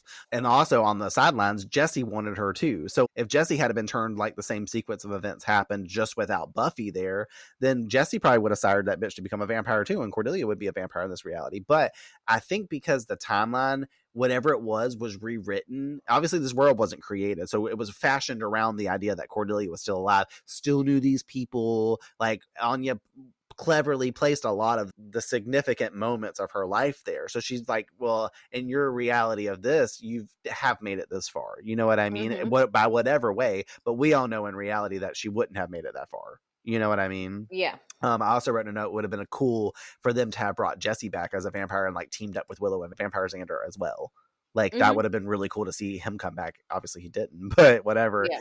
And it sucks because Cordelia dies thematically for the episode. Cordelia's death really hits at the hands of Xander and Willow, like you were saying, the two people that she knows all too well in the original world. Such a powerful, shocking moment, because it's a really cool scene visually and tonally, but it's what I kind of alluded to in the beginning, talking about how it's got like a tragedy feel to the episode. It's tragic because all of our characters die. And it almost feels like the universe giving Cordelia one last brutal final fuck you, because she's carried over the knowledge from the other world and the real Sunnydale into this alternate one, and thinking maybe she had some power here up until she starts to figure stuff ain't going the way that she thinks that it needs to be going. And the irony is that her wish sealed her fate, because without Buffy, she's going to die. And that just goes to show like what we're talking about. That stress. Yeah. There's also this layered betrayal baked into it. In the real world, she was already left reeling from Xander cheating and the fallout of Lover's Walk. And then here in this twisted reality she herself wished into existence, those same two characters kill her. Obviously, we just talked about this, or you stated that. Like, that's the most fucked up part of it. And that parallel says a lot. It's like the pain she was trying to escape not only followed her, but then consumed her in this world. And she thought she was erasing Buffy and rewriting the story in her favor, but instead she basically wished herself into her own death scene. And when you think about it, that's thematically wild, because Cordelia has always been so self-assured, so commanding of her own space, and just gets erased from this universe within minutes. If this is the way things were to play out, the world without Buffy has no room for Cordelia to thrive or even to survive. Her death underlines just how dark, also, and unforgiving this reality is. And it sets the tone for how high the stakes are without Buffy and Sunnydale. Because now we're finally seeing it. We've already got the prelude to it of like Xander and Willow being dead. That's already unfortunate, because we love these characters by this point. Maybe not Xander, but you know what I mean? Like, we do like Xander at the end of the day. Like, we're taken aback by the fact that they're fucking dead. But now when Cordelia gets killed and we're like, hold up, she's the whole point of this whole episode. She's not going to be able to give any of this information clearly now. Like, what the fuck are they going to do? So, like, what the fuck is that, you know? But otherwise, like I said, it's a clever scene done so well. I love watching it. And Giles has to watch it too. And Giles doesn't even know her like that. But he has to watch someone die, which is what he's trying to fight to go against. He doesn't want this happening. Yeah. And the girl he just saved 2 seconds ago is now getting killed in front of him. Like, Yeah. not cool. And I'm glad you said that, because maybe that is why it feels personal. You know, maybe that's why, because the vamps, aka in this case Xander and Willow, are aware of Giles and who he is, and like the movement that he has with his little posse to basically undo the work they're trying to do, or resist it to some degree. I'm sure that they're familiar with each other. Cordelia has been living in this alternate reality and surviving somehow this whole time. Giles is still at school. She's still at school. So I'm sure like he knows of her, but I guess that makes more sense as to why it could be personal in this other reality, where it's not so much the same exact case as the one we're used to, because that does make sense, because Xander's, like you said, giving and jealous energy, so he's just in this mode of like, fuck you. Yep. You know, so it makes sense. Yeah. I love it. And he's kind of getting his too, because he's like, this girl was my old crush, and now he's getting like to kill her and stuff. And he gives her a fuck you. He doesn't like turn her into a vampire. They could have both like sired her at this moment, made her a vampire too, which would have been interesting to the concept. But no, they just killed her. They didn't care. And they also, you got to think about it too. If we're going off of like the past experience, this is the girl that tortured them as humans their whole upbringing up into high school. Like they hated Cordelia. Remember the We Hate Cordelia Club? Be my deputy. No, Xander and Willow were like, we're the deputies now. We're gonna eat you. So bye. Yeah, and if you think about it, it's interesting how they showcase this callousness. You know, they have to really double down on that when it comes to like the vampire, whoever it is that's in question as a vampire. It could be a random one, but they have this callousness where if they're not turning you, they literally, it's just like Spike coming in and wasting the alcohol last episode. You know what I mean? Like that's how they're treating humans. It's like they're just drinking out of you for 5 seconds, and then they're like, no, it's good. And then there you are. You just bleed out on the side of the road. And that's it. So it's interesting to see such a consistency with that. Right. There's no vampire that's just like, that's different about it. They all just treat humans literally as like meals on wheels, as what, and from whatever episode that was, but it does ring true. Giles breaks out of the cage with an axe, checking on Cordelia, but she's dead. Larry and Oz coming in to tell them that they also killed that other girl outside whenever they were escaping. And Giles instructs Cordelia to be taken to the incinerator, which is also super fucked up. They just go burn the students like when they die on scene. Like that's how they deal with bodies in Sunnydale. This is just a norm here. Stopping them to collect the necklace though, and here we thankfully have this because he has it. And I'm like, thank God Giles has this eye for this interesting fact. Maybe he's seen it in a book somewhere. I don't know. He's like, whatever, this has attracted my attention. So he takes it off of her. And back at the Bronze, we clip back over to the Master making what I call a hot blood espresso, because he's got a little espresso machine basically making the tiniest little espresso shot of hot blood. Xander and Willow returning to tell him that they have completed the task, and Willow asking since they did a good job, can she play? And by play, we mean with the puppy as a reward. And he's like, yes, here's the keys. Go do that. At the library, though, we do see Giles on the phone, and he is talking to someone about how he needs to see someone, her specifically, saying that she needs to come to town, claiming the person on the phone is her watcher and how he needs to give her the message if he ever sees her again. So it kind of lets us know that Buffy is kind of everywhere. She doesn't probably check in with her watcher at all, because he's like, if you ever see her again. So like, what the fuck does that mean? Like, Buffy's basically still doing her own thing. Like that's how she was originally. She's like, I'm gonna do things my way, the way I want to, whatever. But now she's like full on Slayer mode. She's disconnected. I'm assuming in this reality she doesn't talk to her mom. Like, you know what I mean? Like, she doesn't go home. She left home. She probably had a shit life and realized that she was the fucking Slayer and decided like duty comes first. And by duty, I mean, I'm pissed the fuck off that I have to be the Slayer, but I'll be the Slayer, but I'm gonna be a bitch about it. You know, that type of shit. Either way, the next morning it's sunny at the Bronze, and Willow expresses how she's bored now, again, aka bored all the time, apparently. And she finds something to do, which turns out to be her going to a caged Angel chained up inside. And Angel just couldn't wait to put them chains back on from Beauty and the Beast, apparently, as well. Also kind of scary because Vampire Willow here comes in to torture his ass, and she chooses scissors. What's she bringing these scissors in here for to begin with? Like, she's gonna slice him up. Like, what is she doing? She gonna cut his hair off, make him a bald bitch, scalp motherfucker? I don't know. But she does open his shirt and it shows all the wounds on his chest that apparently were done by her and Xander, because that's what they like to do when they're bored. They like go fuck with Angel and torture him. They're also in the conversation, like Willow's fucking just telling Angel about all the plans. She's like, you won't be able to come to the big event tomorrow. The master's plan's coming to fruition, blah, blah, blah. But he said I get to play right now because it's daylight, blah, blah, blah. I don't even care about her dialogue because I'm just like, I really don't care for the scene that much. But we also learned that she's been doing this to Angel because he was trying to help people in town. And she also lets him know that like all the people we were trying to help are basically going to die now. So ha ha ha, you're locked in a cage. And Xander comes up to the cage as well, saying that he wants to watch her torture Angel, giving her some fucking matches after he throws one on Angel's body and Angel screams. And he just wants to watch Willow go, as he would say. Super whatever. I don't know why. Out of the whole episode, I don't really care for the scene so much. I do like they threw it in here. This is what's happened to Angel. Like, he was trying to help people. I like the concept of that, but I'm not really into the whole like torture him and like the eroticism going on between Xander and Willow. I'm not against it, but I'm just also not really fully here for it. The scene I could do without it, and they could have just said that Angel's chained up in there and not being tortured and all this other stuff, and I wouldn't have thought any different. Again, at the library, Giles finds the necklace in a book, the symbol of Anyanka, informing us that she's the patron saint of scorned women and grants wishes. Oz questioning him. So Cordelia wished for something? Well, if it was a long, healthy life, she should get her money back. Giles ponders what she meant by everything being different also, and how the world was supposed to be opposite day of this. Getting him back on track to connect some dots, Larry clarifies that the whole world is gone to shit because of a dead ditz making a wish. I'm just trying to clarify that this is exactly what y'all are saying. And they all look at him and they go, exactly.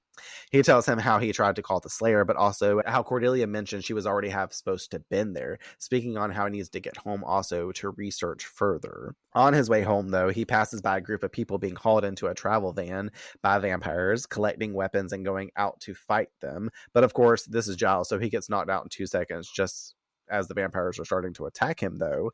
He is saved by someone we cannot see, but we can hear kicks, punches, vampires 2K per slaying off screen. So we're like, who the fuck is this? The vampires are taken out, and Giles moves to get up, seeing a woman standing before him, looking up to her, and then we do see it is this world's version of Buffy. She looks like she's dressing like Kendra here, because she's just wearing some like neutral green like camo, kind of like I'm a beat you up clothing.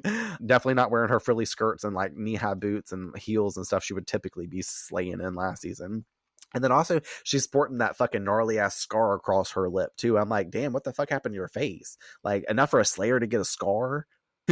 Giles calling out her name, Buffy Summers, inquisitively, and her confirming, yes, you want to tell me what I'm doing here? Obviously, we cut then to Giles' home, where he sits with Buffy, having found more information on Anyanka and how destroying her power center can defeat her and reverse all the wishes that she's granted, rendering her mortal and powerless again also.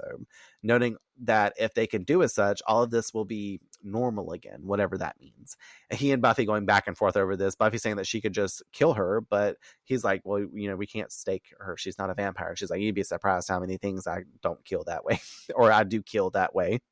I'm like, okay, well, everything will die if you put a stake in it. So it's a hole. It's death. You don't have to have a knife. That's why I was so confused in the beginning. I'm like, Willow's digging through that bag of the knives and the fucking stakes and crosses and shit. Throw Buffy a stake. She can still kill that demon with a stake. She stabs it. Like, it doesn't matter if it's a nerf or not. Like, calm down. Either way. Buffy's like talking about how versing the wishes, saying it doesn't matter, I have to live in this world. And he voices like, I want to choose to believe in a better world. He starts telling her about how Cordelia had spoke on he was meant to be her watcher and how she knew Buffy and all this other stuff. She's probably just a big fan. But listen, and I've always noticed this, when we were watching it, Buffy spits on her fucking hand and starts wiping her boot with it. Like, what is happening? They're trying to really put it in our heads that she's super tomboy. She doesn't give a fuck. She's like, my boots got a little messed up because I still do like my fashion slightly. I was like, this is a fashion out moment for us. Like, no. She hawks a loogie on that shit. I'm like, oh, why didn't you just spit directly on the boot? Did you go to military school? Did Joyce have to send you over there when you became? Well, that's what happened. She was burning down buildings all the time. Joyce kicked her out the house, just like history was supposed to have it. And Buffy ran off and got out of like fucking whatever you want to call it. I just call it JDD. And now she's been out slaying vampires on this gig because her life's fucked up. I get it now. Okay, Brandon's conspiracies are really popping off this episode. Well, Giles tells her of the master and how he sent his most vicious disciples to kill Cordelia and how she must have been important. Buffy taking notice, though, to the master because she clues in. She's like, the master, wondering who he is. And he tells her, and she's like, okay, y'all all know where he is, also location-wise, and no one's ever tried to take him out. And Giles is like, we have, but everybody's died trying. Her saying, well, point the way. Might as well do some good while I'm in this town. And also, he's like, well, we should work together. And this is where she clarifies that she does not work well with others, snarking one last time before she gets testy. Where's this club? Clipping over to her walking through the nightclub, which is empty because all the people are at the factory thing that they're trying to do, I guess. Buffy goes downstairs and finds Angel chained in his cage. Choosing to ignore him, she walks away at first. She just like looks at him chained in the cage. She's like, I ain't gonna help him. Like, he might be a human, but who gives a fuck? He calls out to her though by name, and she's like, what the fuck? How do you know my name? And he has to tell her because, as we know, he pulled up to Los Angeles and saw her get called as the Slayer. That was still a part of history. So he knows who she is. She questions where the master is, and he tells her the factory and how he can take her there. She kicks the door open to freeze him in this moment. And obviously he's already had the dialogue and conversation about her being like, I was supposed to meet you and you never showed up. Like, you never came to town. He's like, I was supposed to fall in love with you. He's like, I was supposed to kill a bitch for you. And she was supposed to go, Angel. Okay, anyways. She kicks the door frame in to kill him. Once again, we get Buffy kicking down the damn door. And she goes to like unchain him, and her cross necklace dangles in his face, and he like freaks the fuck out because obviously he's a vampire, and now she notices that he's a vampire, and she's like, what the fuck? And she's like, you gotta be kidding me. And he's like, no, I'll help you, blah blah blah. And she is like, I don't believe you. You're just gonna help deliver me to your master, and you're gonna double cross my ass. And he's like standing up, showing her the scars on his chest and stating, believe me, I want him dead. Basically convincing her in that moment though, because she looks at his chest though, and she's like, dude, you've been fucked up. But also she feels bad for him, like, I guess for whatever reason in this moment, and she decides to team up with him. We move over to the factory where the master is giving the gang of vampires, and by gang of vampires I mean there's like a whole fucking brawl of these motherfuckers in the factory, a speech about death being art and how they are the superior race. Behold the technical wonder which is about to alter the very fabric of our society. Some have argued that such an advancement goes against our nature. They claim that death is our art. I say to them, well, I don't say anything to them because I killed them. Undeniably, we are the world's superior race. Yet we've always been too parochial, too bound by the mindless routine of the predator. Hunt and kill. Titillating? Yes. Practical? Hardly. Meanwhile, the humans, with their plebeian minds, have brought us a truly demonic concept. Mass production! He shows everyone in the room a conveyor belt contraption that they basically demonstrate with the Asian girl that we've been picking out that's Harmony's friend and is useless. They put her on a conveyor belt after getting her out the wooden, because they've gotten everybody in town. That's why they were collecting people in the vans, because they've got the wooden structure that they stupidly built in here, but it was a cage to keep the humans inside. Mass production, like we can now get blood anytime we want it. We'll just have a blood bank, if you will. A fresh one. That's why she's alive, you see, for the freshness, as he will say in a second. But she gets sent down the conveyor belt, and every ounce of her blood is drained from her body, and some damn vampires over there, like it's a fucking wine on tap, is pouring the damn blood into a wine glass, and like they pass it to the master from vampire to vampire so we can get up to him, because they can't walk up to him because he's too elite. So to the future, he cheers the glass because he's going to have a sip of it, and he's like, this is the way we're going to do things. This is fucking crazy that they're like doing this. I think it's really cool, the little scenario they've got built up. I mean, obviously I don't want this to be occurring, but like vampires, like they kind of thinking outside the box for this world's reality. Like they over here being like, well, instead of just fucking worrying about going out and hunting people, we'll just trap a bunch of them and drain them of their blood daily so we can just like have an easier life. Talk about instant gratification. Giles over at his home though, he's picking out herbs and doing this whole sacred smoke ceremony to summon Anyanka, which he does.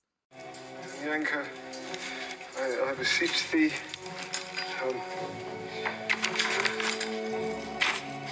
in the name of all women scorned, come before me. Her appearing out of the shadows, wondering Do you have any idea what I do to a man that uses that spell to summon me? And then the next sequences that we get cut back and forth from the factory to Giles' home, just to point it out, because I'm not going to keep saying we're flipping back and forth. Over at the factory, though, everyone watches the blood procedure happen. You know, the humans that are all in the cages, including Oz and Larry and countless others. Buffy and Angel arriving, sneaking in the back, watching all of this happen as well. Buffy looks to the Master, who is standing on the platform with Xander and Willow. Angel asking what the plan is, and Buffy offering him a steak and being like, don't fall on this. That shit's so funny. She just says it without even looking to, and very sassy in her Buffy way. Buffy works her way through the crowd while the glass of blood is passed to the Master, him raising it up to the future. But Buffy also likes to toast, and she raises her crossbow and shoots the Master with it. But, you know, being the Master, he knows how to dodge a bullet, aka a crossbow bolt, and he pulls Xander in front of him to take it in his shoulder. But also, did you see where his shoulder lined up? It was right in front of the Master's heart, just like what he did last time. He caught the crossbow bolt that she shot at him whenever she found his voice, because he couldn't shut the fuck up in the damn dungeon. Buffy was about to take his ass out. What if he hadn't noticed that, though, and he had just been dusted in front of everybody, and they were like, well, I guess we're done with this, because now it's Slayer. Like, what the fuck? But I also wrote my notes. I was like, she still got it. I was like, she was about to hit him with the thing last time. Her precision is still on point. Like, Courtney can't be saying like she did for season 1. This bitch don't know how to use a crossbow. Some of the vampires start to flee, and others start to take on Buffy. Chaos ensuing, and Angel running up and opening up the cage to release the humans. Willow taking notice, commenting, uh-oh, puppy got out. The way she delivers it, so funny. Buffy kicks ass. Oz breaks off a stake from the cage and starts taking out vampires off screen himself. I'm like, damn, look at Oz, like, in this world. He didn't run out. He stuck around to help. That is awesome. Back at Giles, Anya approaches him menacingly as he asks her Cordelia Chase, what does she wish for? Anya replies, I had no idea her wish would be so exciting. Brave new world. I hope she likes it. Quickly showing us at the factory, Buffy fighting a bunch of vampires and doing the damn thing. Giles continues to Anyanka she is going to change it back, and how he's not afraid of her because her only power lies in the wishing. Her grabbing him by the throat and jacking him up against the wall, stating to him, wrong. AKA but not. Buffy takes on Willow, who can't get any hits on her because Buffy gets her out of the way real quick. Moving on to fight Xander, kneeing him in the chest repeatedly, by the way, which I kind of loved seeing, like, her multiply, like, kicking him, because I was like, Xander deserves these licks, but only in the real world. Moving on to take on another vampire, too. She basically discards Xander so quick, just like she did Willow. Xander gets up behind Buffy, coming at her with the arrow that was in his shoulder. Angel running across the room, yelling for Buffy to look out as he motions her out of the way, and Xander sticks the stake in him, turning to look at Buffy as he fades away, and we get the 2K per slay for the second time on the show of Angel, because we watched him turn to dust at the beginning when Drusilla dusted him out in surprise in Buffy's dream. So this is the second time in the show we've literally seen him turn to ash. But by fucking Xander. And we'll talk about that at some point. But whenever this happened, you were just saying, like, oh, kill him, like whatever, talking about Xander, get him out of there, whatever. I don't remember exactly what you said. But then you said, oh, I guess I spoke too soon whenever he staked Angel, and Angel turned around. Like, you actually really got taken aback by Angel fucking dusted. And I was like, whoa. And then Buffy walks through his dust, continuing on to fight. It's all about the mission. Anya voicing to Giles, this is the real world now. This is the world we made. Isn't it wonderful? We enter into a slow motion sequence as Christoph Beck's score, I mentioned earlier, called Slayer's Elegy, begins to play, slowing down for us to truly take in what we are all about to see. And this is the part where tears always start to well up in my eyes in the episode. Buffy punches a vampire back and moves into hand-to-hand combat with Xander, blocking his attacks and staking him, giving us the 2K per slay of what once was Xander Harris. Oh, I am going to choke up. I'm so sad. It's sad. Oh my God, I didn't expect that to happen. Vampire Willow is grabbed by Larry and Oz, being pushed back towards the wooden cage, a stake projecting from it as Oz pushes her onto it, giving us the 2K per slay of what once was Willow Rosenberg. Buffy takes notice to the Master across the room, who starts moving in towards her, each of them pushing people away, out of the way. Like, there's vampires eating people, and the Master's pushing them out of the way. Buffy's trying to, like, get people discarded, and they make their way to each other while we watch Giles find Anyanka's necklace on her neck, now glowing green. And I guess she picked up the fucking thing off his desk. She's like, oh, wait, you got my necklace. Let me get this shit back. But he grabs it off of her. just as Buffy and the Master begin to duel. Giles shuffling around his desk because, he's punched Anya away from him at this point, and he's looking for a heavy item to pick up, which he does find in the form of a large stone to use in the necklace's destruction. Anyanka screaming, "You're a fool! How do you know the other world is any better than this?" Giles simply stating, because it has to be. The Master grabs Buffy, pulling her towards him as Giles raises the rock to slam it down on the necklace. Anyanka screaming out, "No!" The Master pulls Buffy back to his chest, reaching his arms around her, his hands clasping her head as Giles shatters the stone. And then the Master violently snaps Buffy's neck. We see a green glow escape the necklace's stone as Buffy drops to her knees, falling towards the floor. We get another flash of white, and we are taken back to Cordelia, wishing that Buffy Summers had never come to Sunnydale. Anya now turning around to face her in her normal face, stating, "Done." Only this time, it's not done. It's her human face saying, "Done." And she's like, "Wait, what?" And then Cordelia states, "That would be cool." She walks off making a bunch of wishes that Anya now cannot grant. Cheerful music starts to cue in. Like, we're all like, "Whew, oh my God, final breath moment. We're all good." As Cordy passes by, Buffy, Willow, and Xander sitting in the courtyard, still looking happier than ever. Giles even passing by them as well. And it seems like everything is normal. Cordelia's wishes, by the way, just fucking crazy. It's just like Willow covered in monkey hair. Xander never knows the touch of a woman again. Like, all these things, like... And she goes off on a tangent. She goes past Buffy, Willow, and Xander and starts saying all this crazy shit. She even says, "I wish Buffy had never been born." And then, like, and Anya's like, "Ooh, that's a good one. That's a good one. Done." Like, and she's like, "Nah, bitch." Either way, all is well. Everything's back to normal. We fade to black, and here endeth the episode. Just to round out my thoughts about the episode and why I feel so much for it, this is the perspective I give you. The final battle in The Wish always hits me like a punch to the chest. It's one of the most layered and symbolic sequences the show has ever done, and it leaves you sitting in the weight of what this alternate world represents. Christoph Beck's score carries so much of that emotion. Its haunting, ethereal tones make you feel the absence of hope that defines this reality. This isn't just a fight, it's the tragic unraveling of a world that was never meant to exist. Willow and Xander aren't just killed, they've become vampires. Oz killing vampire Willow stings because it mirrors the loss of their love in this twisted reality, while Buffy slaying vampire Xander feels cruelly symbolic, as if she's destroying her own metaphorical heart. And then comes Angel's death, staked by Xander with a crossbow, dripping with bitter irony. In this world, even without Buffy's history, Xander still achieves what he always wanted, Angel's death, and by his own hand. But the most devastating moment isn't just that Angel dies, it's that Buffy walks through his death without hesitation or grief, because in this reality she never loved him, never had the bond, and so his death means nothing to her. That detail underlines the sheer emptiness of this world where all the emotional connections we know and care about have been stripped away. And then we come to Buffy herself. She fights the Master, and just as the prophecy foretold back in Season 1, she dies at his hands. But this time it isn't mystical, it's brutal. A violent snapping of her neck. No resurrection, no second chance, just silence as this hopeless reality collapses. Notice also how he pulls her to him just like he did in Prophecy Girl. Her back is to him, and we almost expect he's going to drain her, but he has no reason to. This isn't about the kill. He drained her because he had to in Season 1 to be released, and he's already done that. The prophecy still comes to fruition, though. Buffy will face the Master and she will die. This was always how Buffy was meant to die regardless. It's poetic, honestly, but fucked up. And what makes this ending so powerful is that it reminds us why Buffy's presence in Sunnydale matters. Get into themes and metaphor. The Wish is one of those episodes that really pulls the rug out from under us. On the surface, it's a clever alternative universe story, but thematically it's saying so much more. At its core, it's about the dangers of escapism and the temptation of what-if thinking. Cordelia, reeling from her breakup and desperate to escape her pain, convinces herself that all of her problems began when Buffy came to Sunnydale. And when she meets Anya and makes that fateful wish, we got to see what happens when you try to erase your pain instead of facing it. The world doesn't get better, it collapses. It's such a sharp metaphor for how seductive it is to imagine that one person, one decision, or one change could fix everything. But in reality, it just creates bigger problems.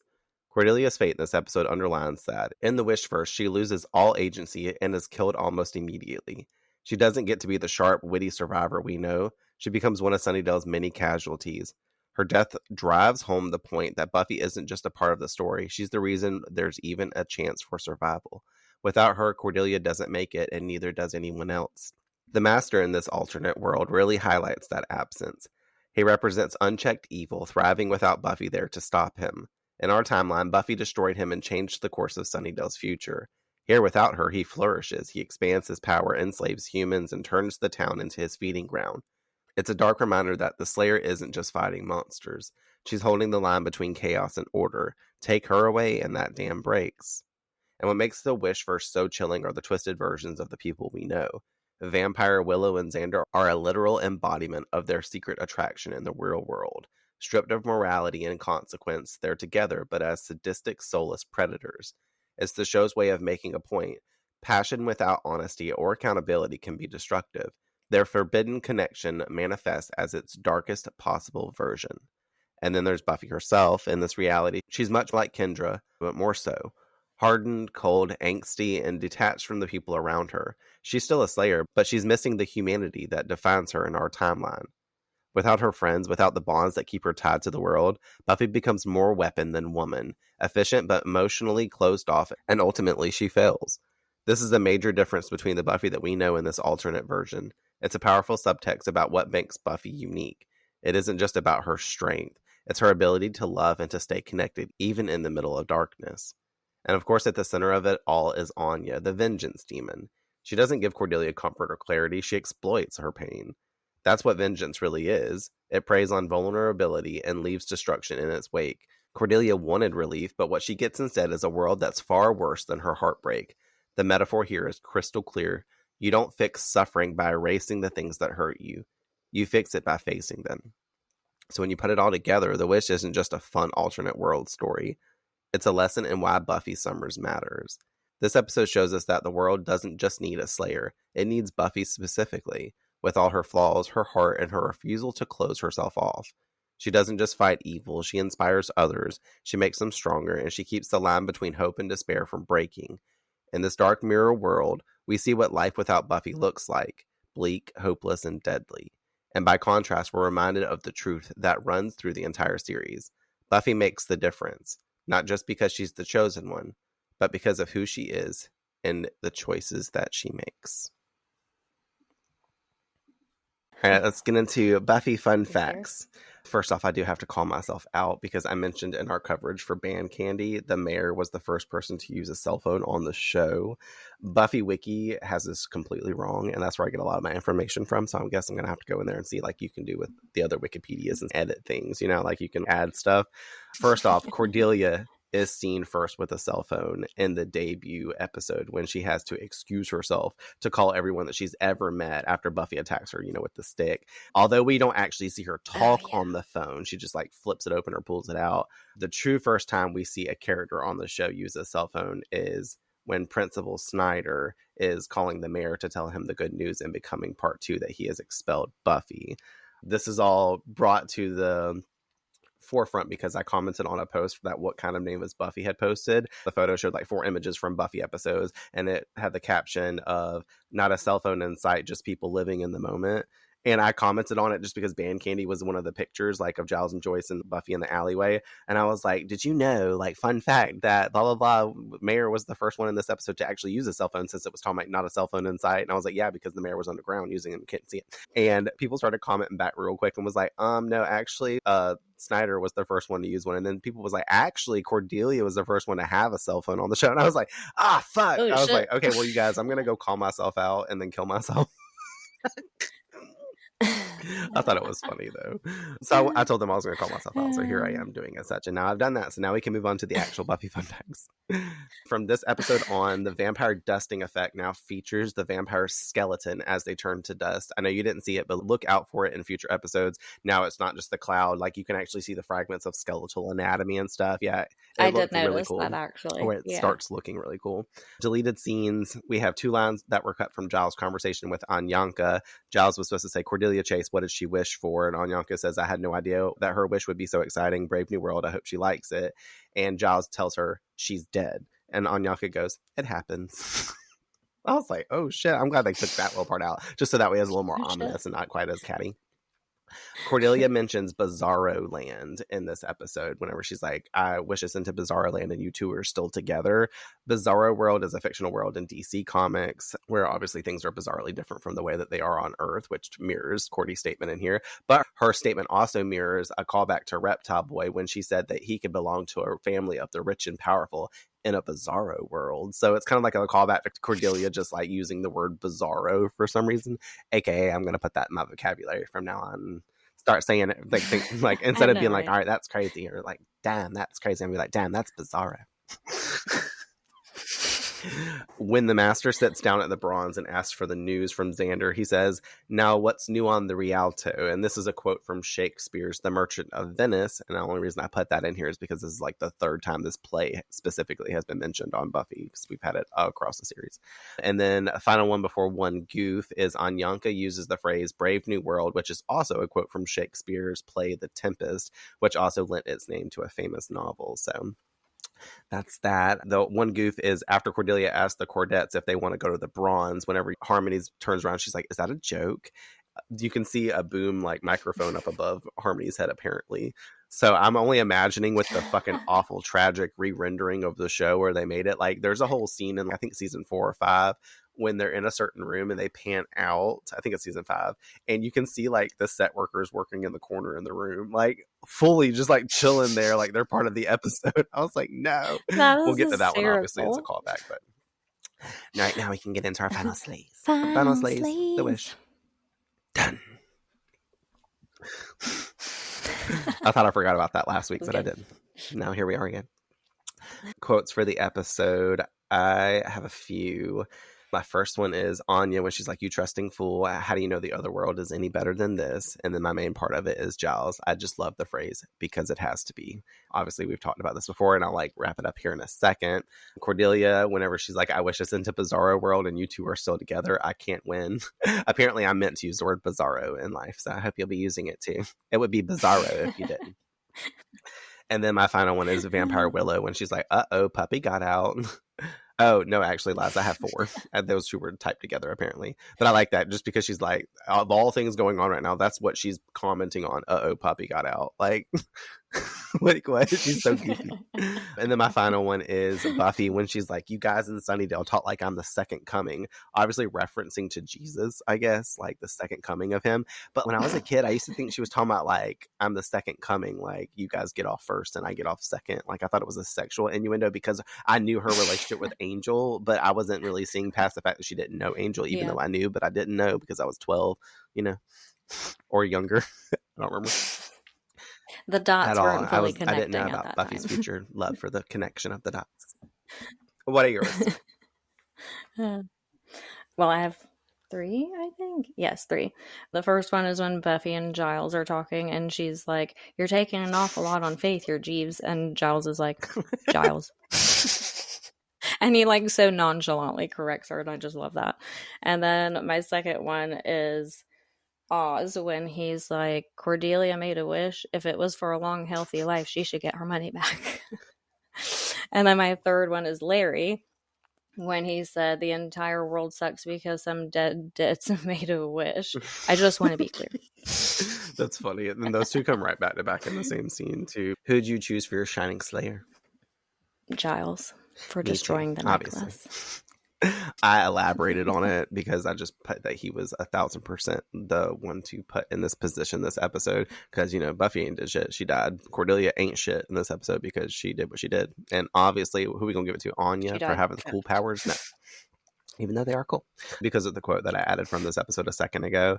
Because it has to be. This version of Giles remains hopeful for an existence that isn't this one. And he has a sense of trusting that something is off and understands how the Hellmouth operates with all the knowledge clearly that he's gained of his life. He relies on instinct here and choice and chooses to hope for a better world. And I absolutely love that just because one of my favorite moments from Giles in the series is this moment. And that says a lot. Even if it's an alternate reality Giles, he still carries that same thing. And obviously, too, Cordelia didn't give him very much. She just gave him a few words about how the world was different, how they needed Buffy, but he takes it and kind of runs with it.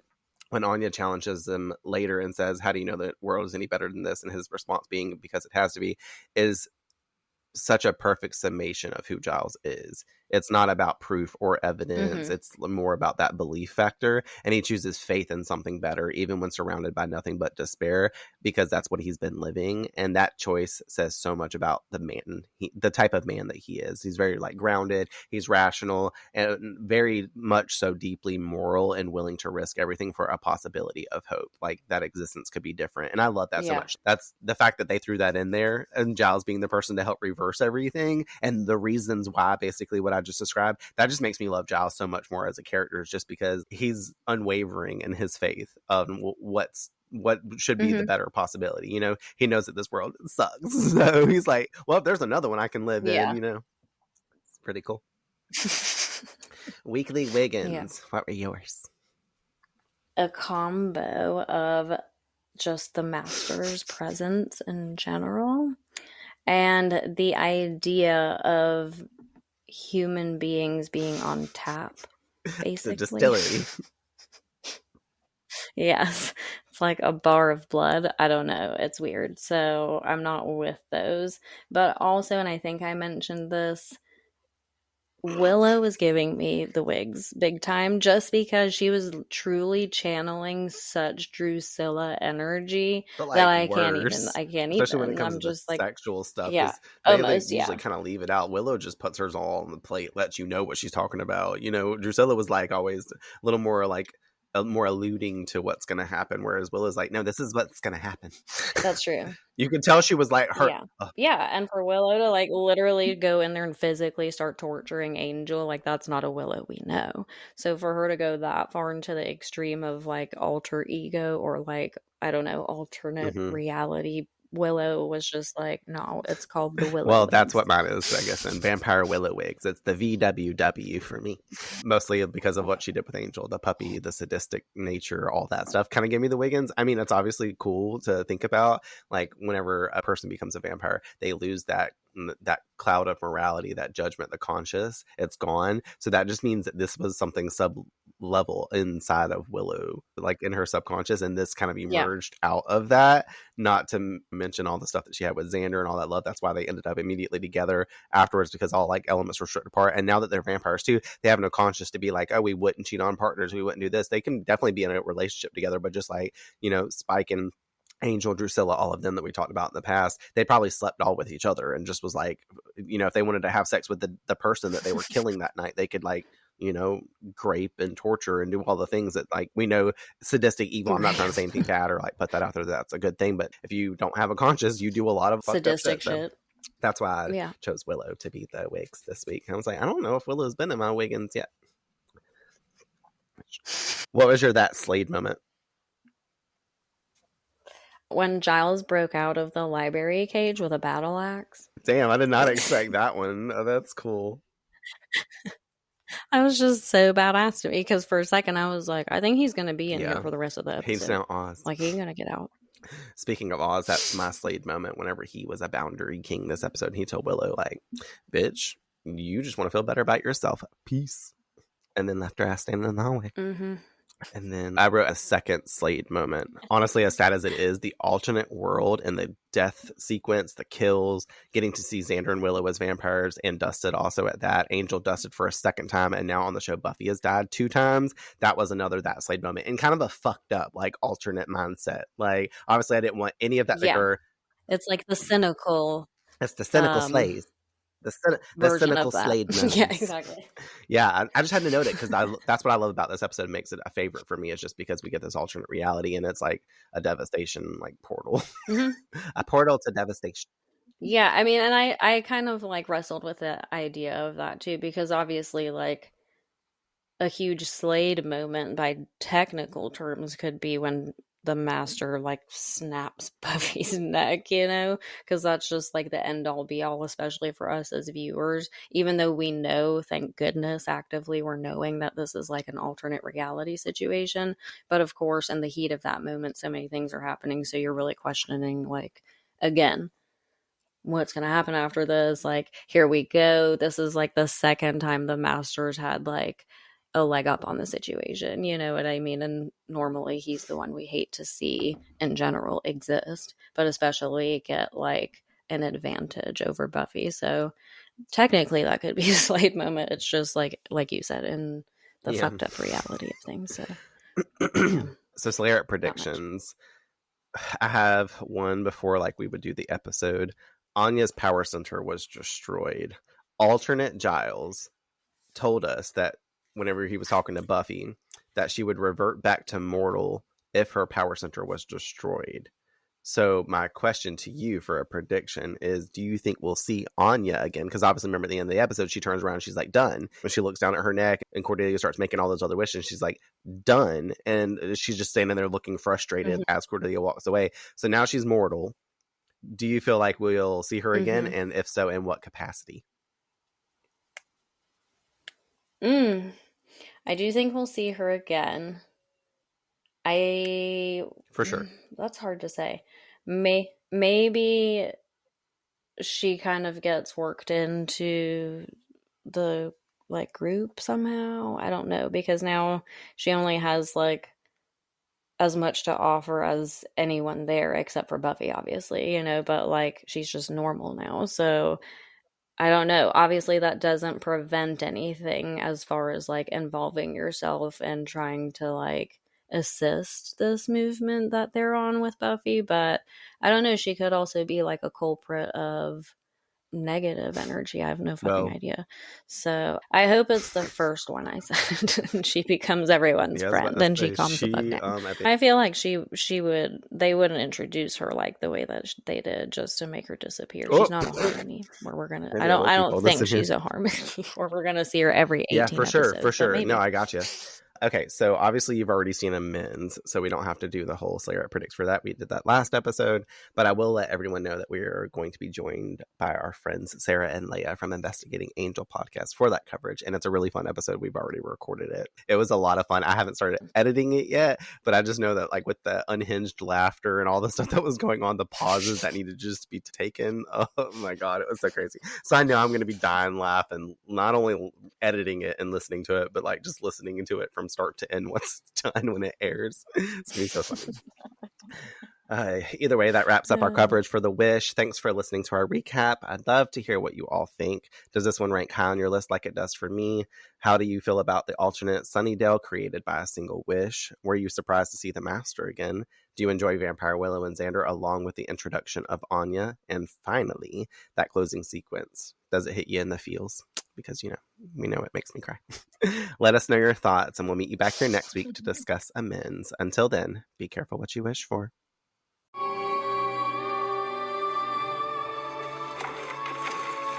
You trusting fool! How do you know the other world is any better than this? Because it has to be.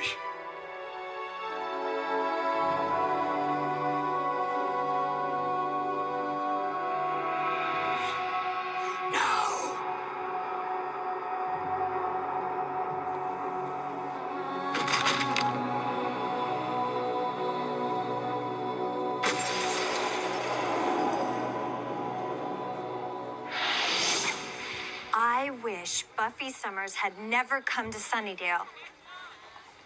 Done. That would be cool. No, wait. I wish Buffy Summers had never been born. Done. And I wish that Xander Harris never again knows the touch of a woman. And that Willow wakes up tomorrow covered in monkey hair. In fact, I wish all men, except maybe the dumb and the really agreeable kind, disappear off the face of the earth. That would be so cool.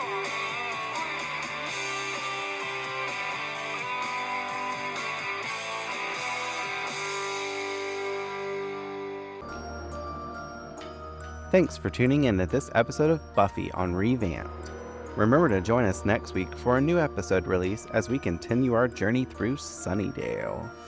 We also would like to hear from you, so share your thoughts. Discuss with us your perspectives on this or previous week's episodes by following us on Instagram and sending us a DM at revamped_rewatch podcast. Or by emailing us at revampedrewatchpod@gmail.com. Additionally, we will be choosing one of your messages to shout out in an upcoming episode release.